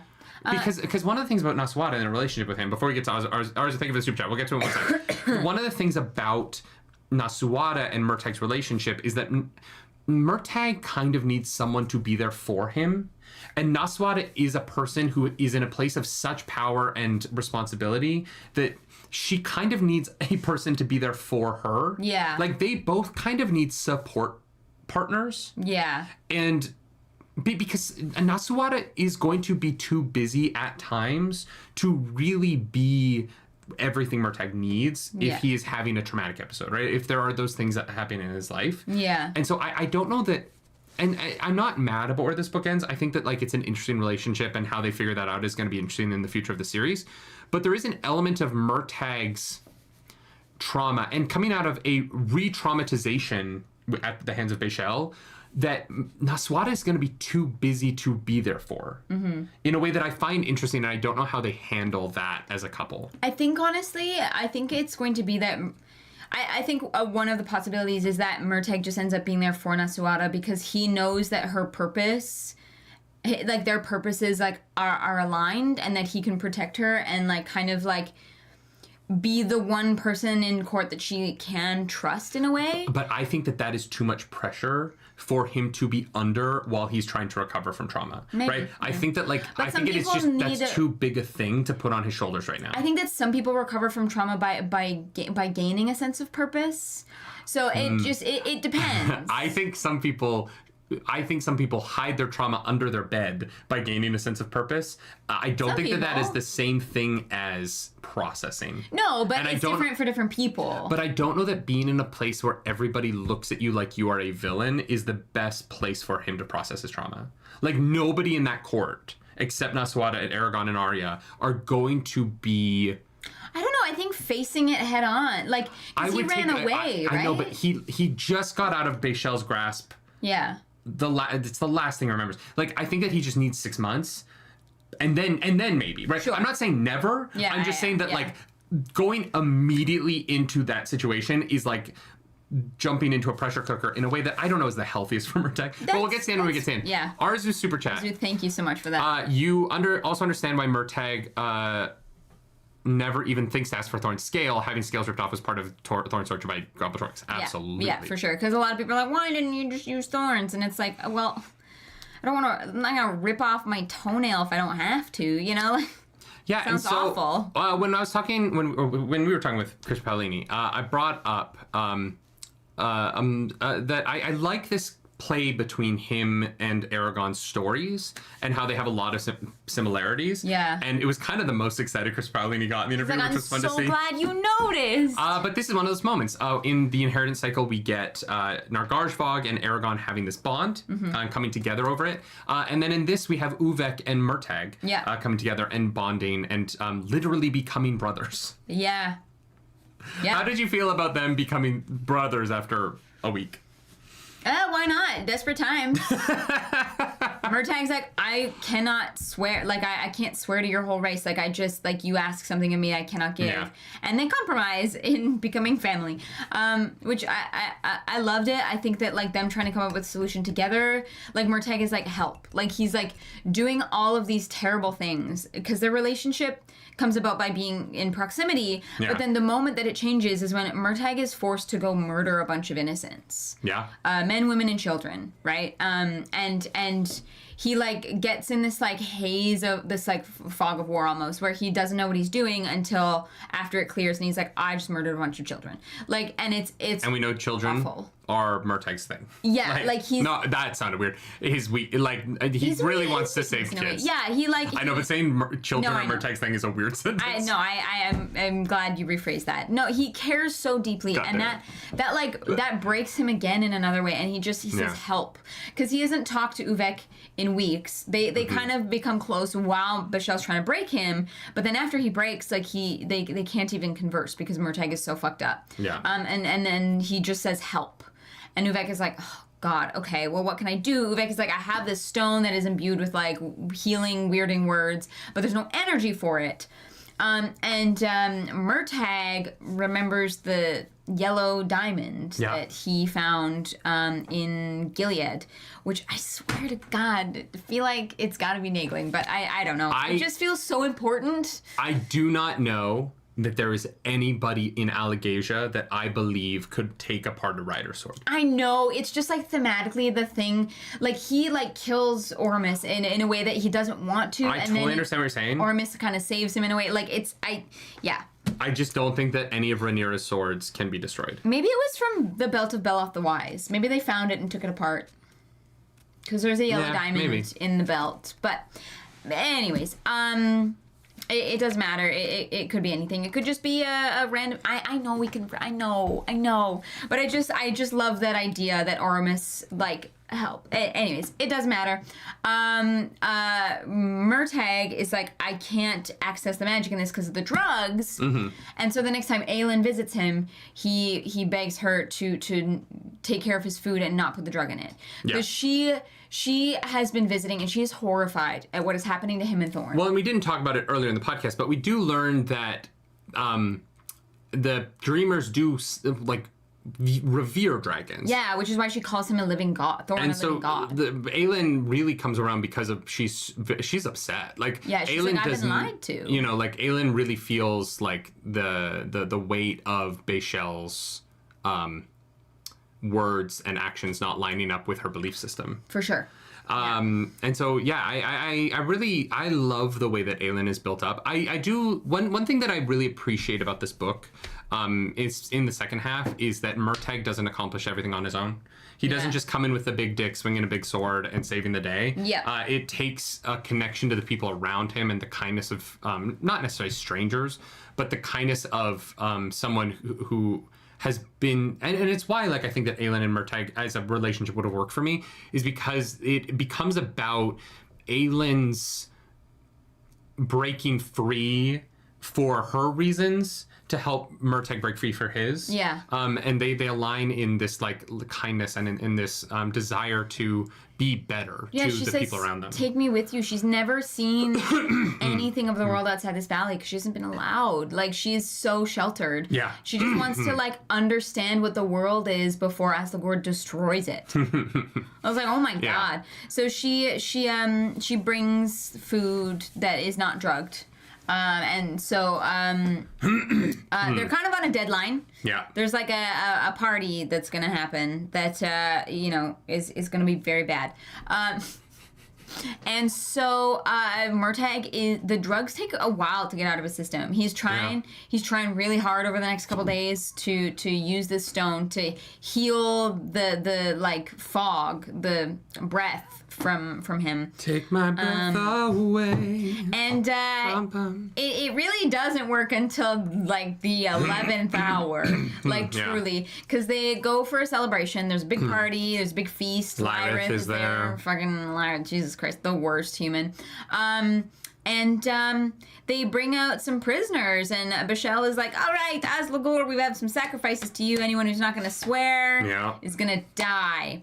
And Murtagh is very nearly forced to kill this person until his, like, connection with Thorn and Uvek, like, breaks the fog. Like, there's a moment where it pierces, and he's able to use the energy to dive into the energy of the diamond. Yeah. And use that to power the stone to heal them. And help the prisoners escape. And also, like, sorry, my throat is I don't know what's going on. You're good. There's an element of it that is his true name is changed again. And so in going through another experience like this, he is a fundamentally changed person, which allows him to kind of differentiate himself from the trauma that he's been going through and step outside of that and really become one with his faculties again. Yeah. Yeah. Which is, very reminiscent of the storytelling of this world. It's a different magic introduced in this book, a different use of it. Yeah. But it still has these thematic ties to the inheritance cycle that I think are really smart. Oh, for sure, yeah. The Bachel is able to escape. The crows kind of shield her mind because there's so many of them, which fascinating, very cool. Yeah, it's like mini Eldunari. Kind of, yeah. They don't have the magic ability, but they do have the mind protection. Yeah, really interesting. So Thorn is rampaging, and as you should. And then Uvek is hey, look, there's other Urgralgrad that are dreamers. Yeah. But I think they must be enslaved. You know what I mean? I have a duty to try and help these people, help my people. And so Murtagh goes off alone when he's at his best. Into the cave because Thorn obviously is not comfortable being in a cave. It's very sad. He's so upset with himself for not being able to go with him. But it ends up, like, honestly, in a way working out because Murtagh would have gotten lost without Thorn's mind connection being able to, like, guide him through the tunnels, because this cave is very complicated and, like, really gross.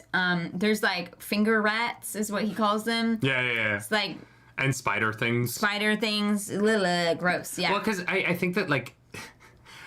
There's a weird element of this book where you're like, this is still an action series, and so Murtagh has to fight something. Yeah. And, like, he can't just fight Bachel. The other villagers are all just gonna die. Mm-hmm. And so it is kind of a, like, CGI movie ending where they're like, and then he has to fight the creature things. And he does. And he fights them very well because he's our good boy. Yeah. Are we skipping the childhood bully? Oh, yeah, Lyrith gets fucking cooked. Well, yeah. Am I wrong? Well, there's some, like, interesting moments where, like, Murtagh is like, we need the information that he has, right? Because obviously Lyrith is in on some shit. And the mystery man, we don't learn anything about the mystery man. No, still don't know who the mystery man is. But who do you think it is? Fuck Lyrith, he's the worst. Do you think it's someone we know, or is it going to be a new character? Here's the thing. They think it's someone else in Galbatorix's court. Or in Nasuada's court. And, like, I don't know who that would be. Is Orin that much of an asshole that he went to the Dreamers? I can see it. I don't know. For me, it is either Orin or a new character. Yeah. But I don't see it being anybody else. Unless they... What's... Oh, my God. Her dad's second in command. What's his name? Jormungandr? If it's Jormungandr and the reveal is a big long con... that might be the most interesting choice. If Jormungandr was running all of this for Bachel from the beginning to take down Galbatorix. Or it might be one of the other Council of Elders. Yeah, but I don't remember any of their names. Falstaff. There was one that starts with an F. Could be that guy. Yeah, but so Lyrith doesn't really know enough to really be helpful. Or, like, won't share it. Like, he's... Yeah, I don't know that... I think that the story of Lyrith is that he thought he was important to this, and I don't think he was. Fair. Like, I don't think that Bachel needed him as much as he thinks Bachel needed him, and so I don't think he had enough information, because he's kind of... I think he's useful in that he's a noble who hates Nasuada, right? Yeah. Like, I think that he is a pawn that can be played by stroking his ego, and I think that the ego stroking led him to believe that he knew a lot, and I don't think he knew anything. Yeah. Not anything important, anyway. So, Grieve, do you think he's half Urgal?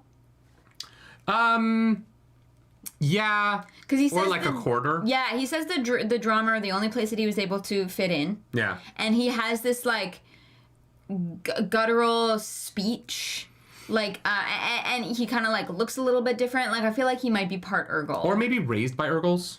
Like, maybe he, like, was raised, like, maybe he's not, like, he's not racially in Urgal, but, like, his like, upbringing was among them. Maybe. And so he, like, came to the language of mankind later. Maybe. I don't know. I'm glad he's dead. Yeah, fuck that guy. He was the worst. There's a fight. It's a great fight. I can't wait to see Carl Weathers play him as Grieve Karga in the Disney Plus TV show. Yeah, great fight, epic fight. Yeah. But yeah, fuck Grieve. He's terrible. He's, like, much harder than he appears to be. Sorry, I can't words today. He's much harder than he appears to be, guys. He's harder to kill. He's got one of those dicks that it looks like it might be soft, but when you get your hand around it, it's like rock hard. Anyways. So Murtagh fights the creatures, kills the people, gets down, and there's Bachel. What is she holding in her hands, babe? Nirnin. Yeah, Douthdirt. Yeah. What the fuck? Well, it means, like, that there's people who who retrieved that for her. That's why I think it might be Orin or Jormungandr. Like, I think it's got to be someone with some fucking rank, you know? If it's Jormungandr, I'll be very upset, but I hear It could be an interesting story, though. Maybe. Like, you know, like, Jormungandr was literally Bachel's plant in taking down Galbatorix. I don't know if he had enough of a role in that for me to believe it, but sure. There's a possibility. I don't even, but it might not even have been in him needing to do anything, but just she placed him there to, like, have really close eyes and ears on what was going on in the war against Galbatorix, right? Yeah, it is one of those things, though, that, like, Oren changed so much during the inheritance cycle. Oh, I agree, yeah. That maybe, like, he could have become, like, a dreamer during that time. And Oren wanted to be king, and that might have, you know, we won't know until the next book. I just think that, like, I don't think Jormungandr is a complete no. Okay, yeah, fair. You know, I don't know that we know enough about him. Like, I don't know anything about his family. Jormungandr's one of those interesting characters where, like, we think that he's good because he was on our good guy side, but I don't know that we, like, actually know that much about him. Okay. And I could see a reason why Bachel would be like, I need you to get all the way in and be, like, a secret agent man. Yeah, for sure. Yeah. Yeah, so yeah, we get to Bachel. She's got the Dalstert, and Aelin is there. Did you want more from this fight? No. Oh, really? Yeah. I was hoping for a little bit more of a Galbatoric style victory. I think that Murtagh wins, right? And I thought there might be more of a moral victory here rather than just a literal victory. And I don't know that. Moral victory? Yeah, or like an intellectual victory. I mean, it did come down to intellect. Yeah. I don't know. He set up a trap that if Bachel had learned the ancient language, she would have known. Oh, that's true. Yeah. Right? Like, her choosing to, like, be ignorant of the ancient language was her downfall, literally. Yeah. And I think that part of it was interesting. I don't know. I think that it just felt a little bit quick considering what she put him through. And I think I wanted her to suffer more. I think I think it might be more that, like, an immoral victory is what I was looking for. Okay. I think Bachel gets away a little bit easy, considering. Sure. And maybe I'm just a bad person.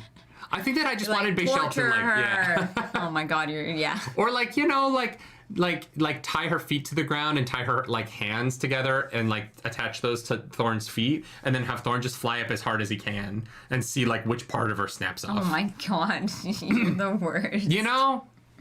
I mean, look, she is a terrible person. And then if it was like, oh my God, if it was like her, like, shoulders, then you could just do it again, but tie the rope to a different part and just, like, slowly, like, rip her apart by having Thorn fly in the air. Why? That's just because, terrible. Like, you can draw and quarter people with horses, but what if we could fly and do it, like, differently? Sure, but, like, Murtagh's just been tortured. Why would he want to torture someone else?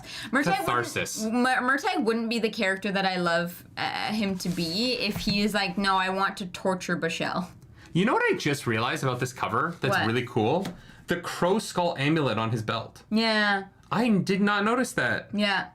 But I what a cool little detail! I'm gonna, like, spoil my high here for a second. Okay.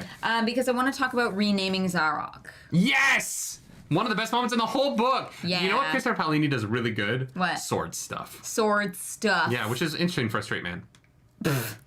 Usually the sword fighting is what the gays are good at. Zarok is no longer Zarok. Murtagh is in these tunnels fighting his way to Bachel, and he's just having a rough go of it. And he was like, why did I take this from Aragon? Why did I do this to myself? Why did I literally give myself misery to hold on to? See, I thought it was because he was a Paramore fan. He's in the business of misery? Yeah. Oh my God. No. No. We have this moment where he like realizes that he's like deliberately chosen to hang on to this trauma from his childhood, to hang on to this, to misery, and to this, his melancholy and not being able to be happy. And he says, he's like, what, I could rename it if I wanted. Happiness? And he's like, no. He's like, no, that's, I don't even know if I know what that means. Yeah. I don't know if I understand what happiness truly is. And I was like, wow, that's fucking harrowing. I don't know. I feel like he does when he's in the same room as Naswada. Maybe. I think he just doesn't know that he knows what it is yet. Yeah. Mm-hmm. Right? Like, I agree with that. he hasn't got there. But it's beautiful because he renames his sword Ithring, which means hope. Mm-hmm. And he changes the symbol on it. And instead of, like, wielding misery in battle, he's wielding a hope. Which I think is the one thing that, like, freedom, not hope. Yeah. Sorry. Guys. I was just saying yes. I was like, I don't think it's hope. No, my brain. Yeah, so, it's the one thing that Murtagh needs, more than anything, is his own Murtagh freedom. is unaware of the allegations about Mel Gibson, and he Mel Gibson is the fucking Freedom from Braveheart. Don't worry about it. Oh, I He's haven't William watched Wallace in Braveheart Braveheart. in For freedom! so And then he long. names it, and he's like, freedom! And never mind. It was a joke about how Mel Gibson said some anti-Semitic stuff on the phone a decade ago. It does not matter. Oh, see, that was just too much of a deep dive. I was like, yeah, I've seen Braveheart once. I agree. There was way too much shoe leather to get to that joke. Yeah, too many layers to the joke, and I am working at like 30% right now. No, it's even if you're at 100%, it's not a great joke. You know, it's okay. not really relevant. I was just trying to like. You went for it, and I'm proud of you. So if you want to understand how my brain works, that joke is a good example of what I think is funny that I don't think other people think is funny. I just say shit and hope. So the sword is named Freedom. Yeah. Because I'm an idiot. And it's the one thing that Murtagh needs, like over anything else. And I think it might be why, like, you could be right with Nasuada that like he just needs. I don't know that it's the one thing Murtagh needs. Freedom? Yeah, I think he needs a bath. I don't think he smells very good. Sure. You know what I mean? I mean, they've been bathing him forcefully, but they've been bathing him. Yeah, but he just fought a bunch of spiders. Like, he's probably just covered in guts. Yeah, those like rat thingies are nasty. Fucking gross. The finger rats. Yeah. Like the meep. If you want to watch our Doctor Who, the Star Beast reaction and find out who the meep is, that's coming out. It's out on Patreon now, and it's going up on YouTube tomorrow. True. Spoiler alert. I don't know how I feel about it. Yeah, that's a whole other video. Tomorrow. We're going to be doing Doctor Who Saturdays for the next 4 weeks, so there will be a Doctor Who special reaction every single Saturday. Enjoy that. Not Christmas.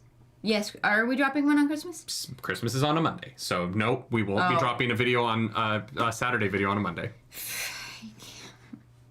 Continue. On Christmas, we will be dropping the Patreon pick of the month, which is Silent Night, Deadly Night. Oh, yeah. So if you want to spend your Christmas watching a horror movie, that's going to go up then. That'll be fun. We haven't watched it yet, so I don't know how you feel about No, that. I haven't seen it. We haven't recorded it yet.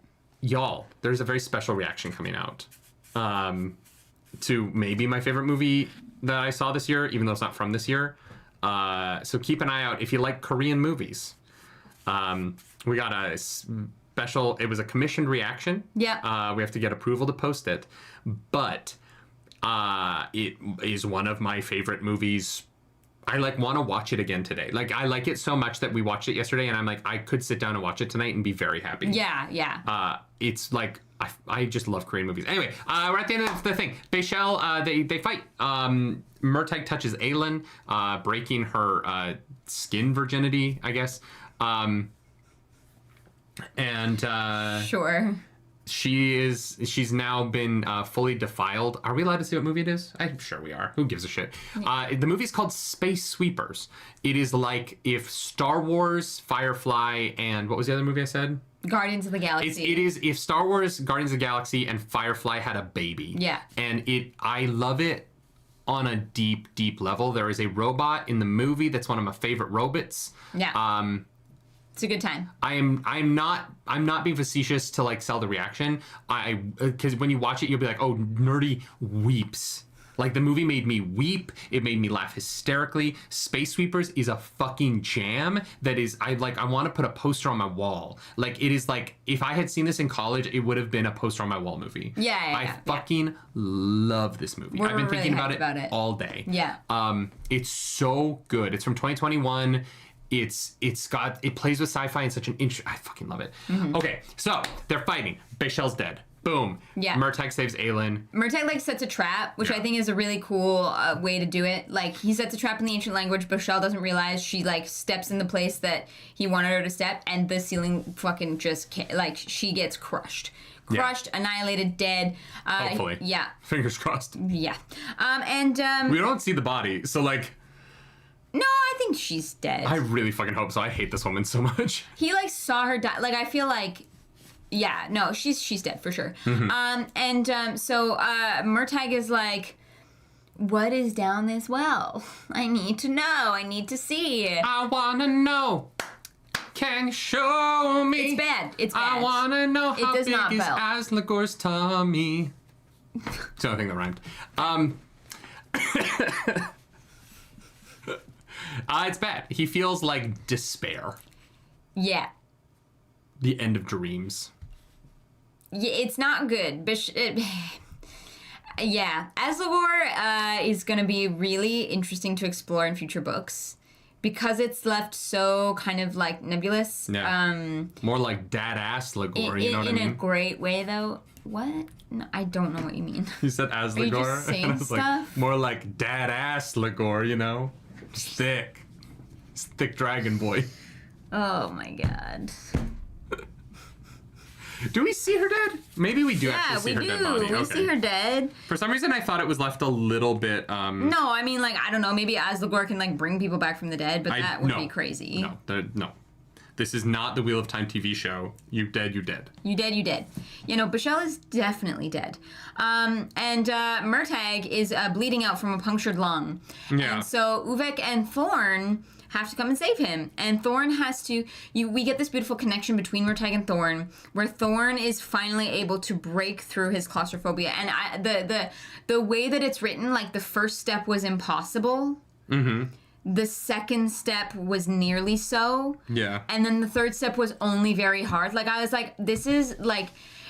I love Thorn so much, and I feel so bad for him. And, like, I felt so much joy in him, like, being able to have full control again, and to begin to hopefully, like, heal from the bullshit that Galbatorix put him through. And so Thorn and Uvek are able to save Murtagh and Aelin, and they also get Nirnan. They get the Death Dart. And they go to Naswada because Murtagh is punctured lung. He really needs to be healed. Yeah, somehow they sneak into Illyria. I don't know how they sneak in, but they sneak in. They don't. But the reason why Murtagh needs to be saved is because he uses the sunbeam light spell thing to blow up to get out. Oh, I thought it was because of his punctured lung. Well, but like I want to mention that because he brings back the spell that the super bomb he created. Yeah, to like the get light out bomb. the rubble around him. Yeah, he tries to like blow up Asligor. He's like, I don't know, maybe this light thing will work. I mean, he sets off a bomb. And yeah, they do. They get to Illyria somehow. It's not clear. Uvek goes home. Yeah, Naswada literally says Thorn was smart and like was stealthy, and we snuck you in. And I'm like, sure, if you say so. How do you feel about the end here? I like it. I feel like the bow they put on this, I feel like he could have spent a little bit. I get this book is already pretty long. I could have taken a little bit more. Really? Just in getting here, because I do kind of feel like crazy big climactic fight.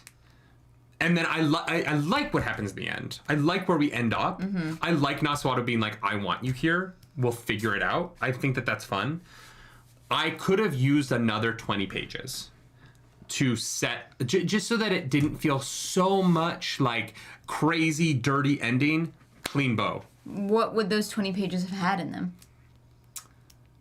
A real goodbye between Murtagh and Uvek. I think Murtagh wakes up on a mountain near Nalgorgoth, and him and Uvek have a really sincere goodbye. I just think that we're going to see Uvek again, so... Sure. I just think it could have happened in this book, and then he could have been like, I'm going to pass out, take me to Naswada. Like, I think that there's a way that could have happened that would have felt a little bit less... I feel like that feels more like clean bow on everything, but... How? That's just my personal... Because it's like, oh, okay, we perfectly wrap up them together, and then we perfectly wrap up this together. Like, I think it is a little more, like, when I say... Like, a little less clean if you leave off the relationship with Uvek. When I say clean bow, I don't mean in the sense of, like, every single thing is tied off. I mean, it's a clean bow in the sense of... It is an ending that is unsullied by the need to explain how it happens. It's clean in that Murtagh is just somehow in the capital city with a dragon and nobody knows, and like they snuck in, but it just happens. It's clean because it happens off page and there's not really a good explanation for how it happens. I guess, that's what's but clean about I don't think like Shafika says, would Murtagh have asked to go to Naswada? Like, I don't think that they would have ended up with Naswada if Murtagh had been conscious. See, I disagree. I like the idea of it being a delirious, half-dead Murtagh that reaches out for her, even if he's not fully conscious for it, right? Even if it's not like if it's not the most intentional choice, but Thorn and like you cut to Uvek and Thorn are trying to figure out what to do. Murtagh comes to consciousness enough to say goodbye to Uvek and or not even goodbye, just thank him, right? Aylin's there. It's like the four of them, and Murtagh isn't with it enough to like help Thorn decide. And all Thorn is getting from Murtagh is that he wishes he could have seen Naswada one last time. That's why they go there. I think that it would have been a nice like emotional reason. And I just think you could have explained, because it does kind of feel like he wakes up. It feels a little bit like Frodo waking up at the end of The Lord of the Rings, and he's just like in Rivendell and everyone's waiting at the door. Yeah, it's great. I love it. But we know how the Eagles got him out of Mordor, and we understand that the Eagles can go to Rivendell without any consequences. There are a lot of consequences to a giant red dragon flying over Illyria, and I just assumed that like the Illyria was like built for riders and dragons, and if Shrukin can like get in and out, then like Thorn can. But it was built for riders and dragons, not to hide them. Like, Illyria wasn't built to... unless there are secret tunnels in the mountains. Well, I mean, they can easily put a mirage over... Like, Thorn can reach out to Naswada, and Naswada trusted some of her spellcasters with the information, so... How? What do you mean, how? Oh, so you're saying Murtagh, like, Thorn landed... Thorn reached out to Naswada's mind... Because they know one another. Far enough away that... Outside the city? Yeah. No one saw a red dragon. I don't know. I just feel like it could have... It could have been a little bit... I found the ending to be a bit quick. All right. Yeah, I didn't. I liked that, like... I liked that it kind of felt like all the pieces kind of tumbled together, right? Because it was, like, this long stretch of, like, true, like, misery. And I don't mean misery is bad. I mean, like, it was emotionally impactful for our characters. And then we had this, like, moment of levity that is, like, fairly brief at the end. But it is, like, the beginnings and the hintings at what's to come next. There's a couple things. Aylin is going to be Lady of the Court, which is great for her. That's what it's like, handmaid. Like, she's not going to become like a noblewoman. No, I meant like she's yeah. Sure, I don't know what the title is. Which I think is good for her. I think that she'll be taken care of. I think she'll have a job and get pay, and that'll be good for her. And the one thing I wish this book had ended. Totally, it's great the way that it does. I like that it ends with Murtagh being like, I'm with you, I'm going to stay. I wish it went a little bit longer, and he's like, I need a mirror. And he called Aragorn, and that the book just ended with Aragorn being like, Murtagh, are you okay? And Murtagh just goes, Aragorn, have you heard of Asligor? That's the stopping point. That's it. Have you ever heard the word Asligor? Boom, end. That's so interesting, because I'm super happy with the I will stay moment, and I feel like that's like I'm more here for the like the emotional like impact of the final beat, and you're like I want the action story like mystery. I'm so fine with the way that it ends. Yeah, I just think it would have been fun to like just to have Aragorn in it. Have you heard of Asligor? I don't know. I like that Aragorn's not in this, to be honest. Yeah, I understand it. I think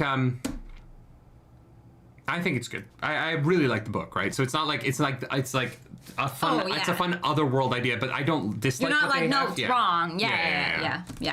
I Will Stay is more important thematically. I know it is. I think it would have been fun to like to tease the audience a little bit more. I think like just mentioning the mirror was enough for me, because I was like, because before the mirror I was like, oh my gosh, yeah, there's got to be a lot of media, like this is gonna be a fucking mess, but it's like actually Aragorn was smart. He left some cell phones for people to FaceTime him. You're right. I just like teasing people. No, you're not wrong. It's like art is subjective. It doesn't matter. I also think that I enjoy when things end on less definite moments. Sure. And this is a pretty definite moment to end on. And I it's the open-endedness is there. I'm not saying it isn't. I'm just saying, just a taste thing. But I do like what they wrote. Yeah, guys, good book. Good book. If you made it this far and you haven't read it yet, I highly recommend it. Yeah, that's everything that happened. Not everything. We skipped over some stuff because we didn't want the show to go on forever today. But it was a chunky section. It was chunky. And honestly, like, I didn't need to talk about...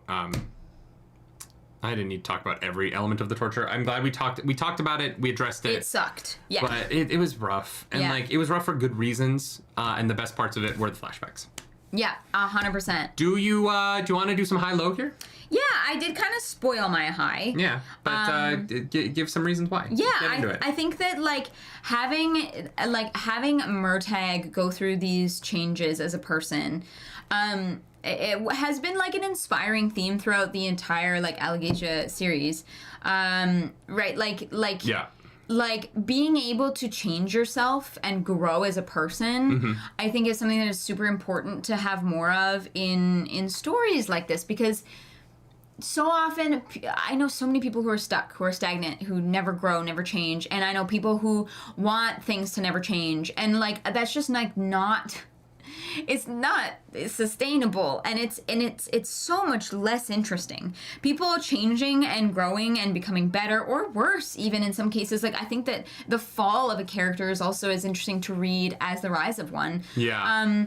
I think that him choosing to name his sword freedom to be the core fundamental belief of his being, to believe in it so much. I think it was a beautiful moment. I love how it came about. I love the reasons it came about. He's in this moment, in this horrible place, trying to fight these things, and these visions keep coming to him, and it's the freedom from the moment, but also freedom on a larger scale. It's so good. I loved that moment, and now I want another sword on my wall. What is your low? I don't really have one. Even all of the stuff that I brought up today that I was playing with other ideas, they're just other ideas. Yeah. The end, it's just another idea. It's not better or worse. You know what I mean? And maybe it would have been worse, right? I don't know. But so I don't know. I really like this book. I thought it functionally worked for me in the ways that it was trying to, and I think that's all I can really ask of a novel. So if I had to pick something, I think that I just I don't love reading Christopher Paolini's weird shit all the time because it makes me uncomfy. Yeah. It's great. It's written really well. The finger rats but are the finger awful. rats are just in the burrow grubs. It's like burrow grubs all over again. I know. Why do you do this? My to me? guy. No, I'm kidding. No, they're great. Nightmares. Yeah. No, that can be a low. Is not really, these things where because they were also good. They're fun and new. I don't know. I don't really have a low. It's kind of just a good book. Yeah, I don't know if I have a specific low either. Maybe I would have given. I think Bachel's ending could have had a little bit more of a moment for me. Sure. Okay. I felt like that was a little bit quick, but yeah, I think my low, my one low, and this is very very very minuscule. I wish that that the kidnapped werecats had come back into play somehow. Murtagh had seen a werecat or something. Yeah. Because we don't really know why they were captured, or because maybe they can't be corrupted and they were used for something else. I wish that had come back somehow in the second half of this book. Even though knowing it will, right? I think that Yeah. Alec, welcome back to the Nerd Table. 22 months, so excited for the next book club. Final Empire, January 5th. Let's go. Did we get Parts 1 and 2? Short story recap today? No, we didn't do the short stories. I forgot to read it. Next time. It's literally, I forgot. We'll read that on the 29th. Yeah, that's fine. At the very end. That'll be the end of the 29th stream, because I think most people will be there for the Wheel of Time and they might not have read it, so I don't want to talk spoilers for Allegasia at the beginning of that stream. Yeah. What's your high? My high is also tough. I know, Low right? is the finger rats, just the existence of them in general. Dutch Eye Gamer, I agree with you. Yeah. Thank you for the people who watched on Twitch. We're just trying to get that channel affiliated again, because I turned it off a while ago. Oh God, what is my high? Oh, we didn't talk about Bachel's dragon mask, which was very cool. Oh, yeah. It was cool. I think just Bachel as a villain in general. I liked her. I thought she was a good villain for Murtagh in this book. And I think that she was really interesting and intelligent and I liked how different she felt from Galbatorix, and just Bachel in general was kind of my high. I thought that she was a worthwhile addition to the canon of villains in this series, and in a series that I think has very good villains. And so for her to be sort of this, the way she's written really fit into and expand upon Allegasia and be a very interesting new threat that feels very different from anything we've had before, but still manages to like thematically fit into the world and into Murtagh's journey, I thought was really well done. And so I think that she's just kind of my high across the section from her first introduction to her death. Yeah, the choice to have her be a cult leader who is more bought into her cult than any member of the cult is, I think, is really interesting, and I liked quite a bit. Yeah. I think she was fantastic. I agree. Yeah, y'all, thank you so much for joining us for Book Club. We did it! We are done with the Inheritance Saga, other than the short stories, which we'll talk about in the 2-year anniversary stream on the 29th, 11 a.m. Yes. Same bat time, same bat channel. Next Friday, we are not going to be doing a book club. We're going to be doing a D&D game. Yes. So come back if you want to watch us cast Santa Claus. Yeah.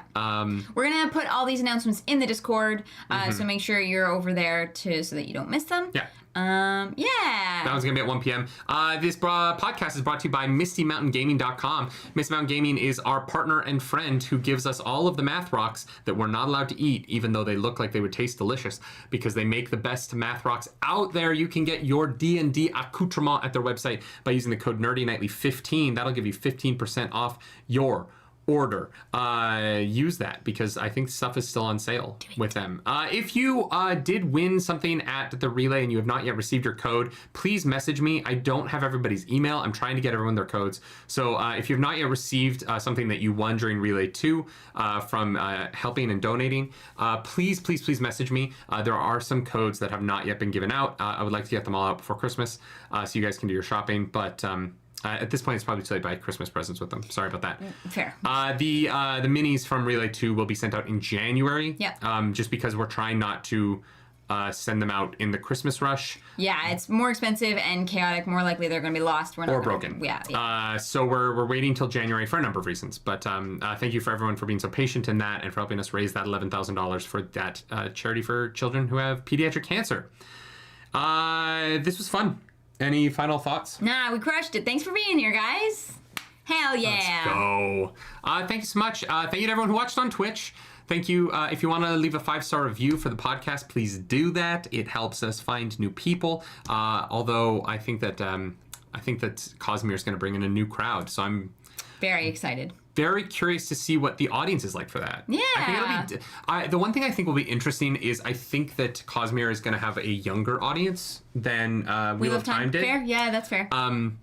Our age metrics on our channel are really funny because our reactions skew so young. Yeah. And our book club skews so much older, and then our live streams skew like right down the middle. Yeah. And so it's really interesting to look at from like an analytics point of view of like our audience is very varied, which when we get reached out to by brands, they're very confused by. They're like, who is your demographic? And we're like, we don't really know. It depends what we're talking about. Everybody. Yeah. Unfortunately, sometimes. We're excited for Cosmere. It's gonna be fun. Yeah. Final Empire. Hell yeah. What if we hate it? No, I'm not worried. I'm not worried either. I like Gathering Storm. I like Gathering. Nerds are the demographic. Exactly. Yeah, and everyone can be a nerd. Yeah, it's gonna be fun. You're gonna get a bunch of nerds wanting to explain the metaphysics. I can't wait. Arzu, that might end up being your problem. I'll message you later. Wow. You know what I'm talking about. The way that you say that just makes it sound like we're gonna make it Arzu's problem. Sure. Y'all, thanks so much. Thank you, guys. Do you have any final thoughts? Nah, that was great. Thank you for being here. We will return with more Inheritance Cycle when he writes more Inheritance Cycle. So yes, we will. I think that technically this is going to be book 5 now, and so book 6 is coming. And I'm excited for book 6 because book 5 was pretty fucking good, Christopher. Hell yeah. Friend of the pod, friend of the show, Christopher Paolini. Go watch our interview. If you haven't seen the interview, go watch it because you know all the spoilers, so it can't be spoiled. Exactly. Thanks so much, everyone. Do something nerdy tonight. Bye, guys.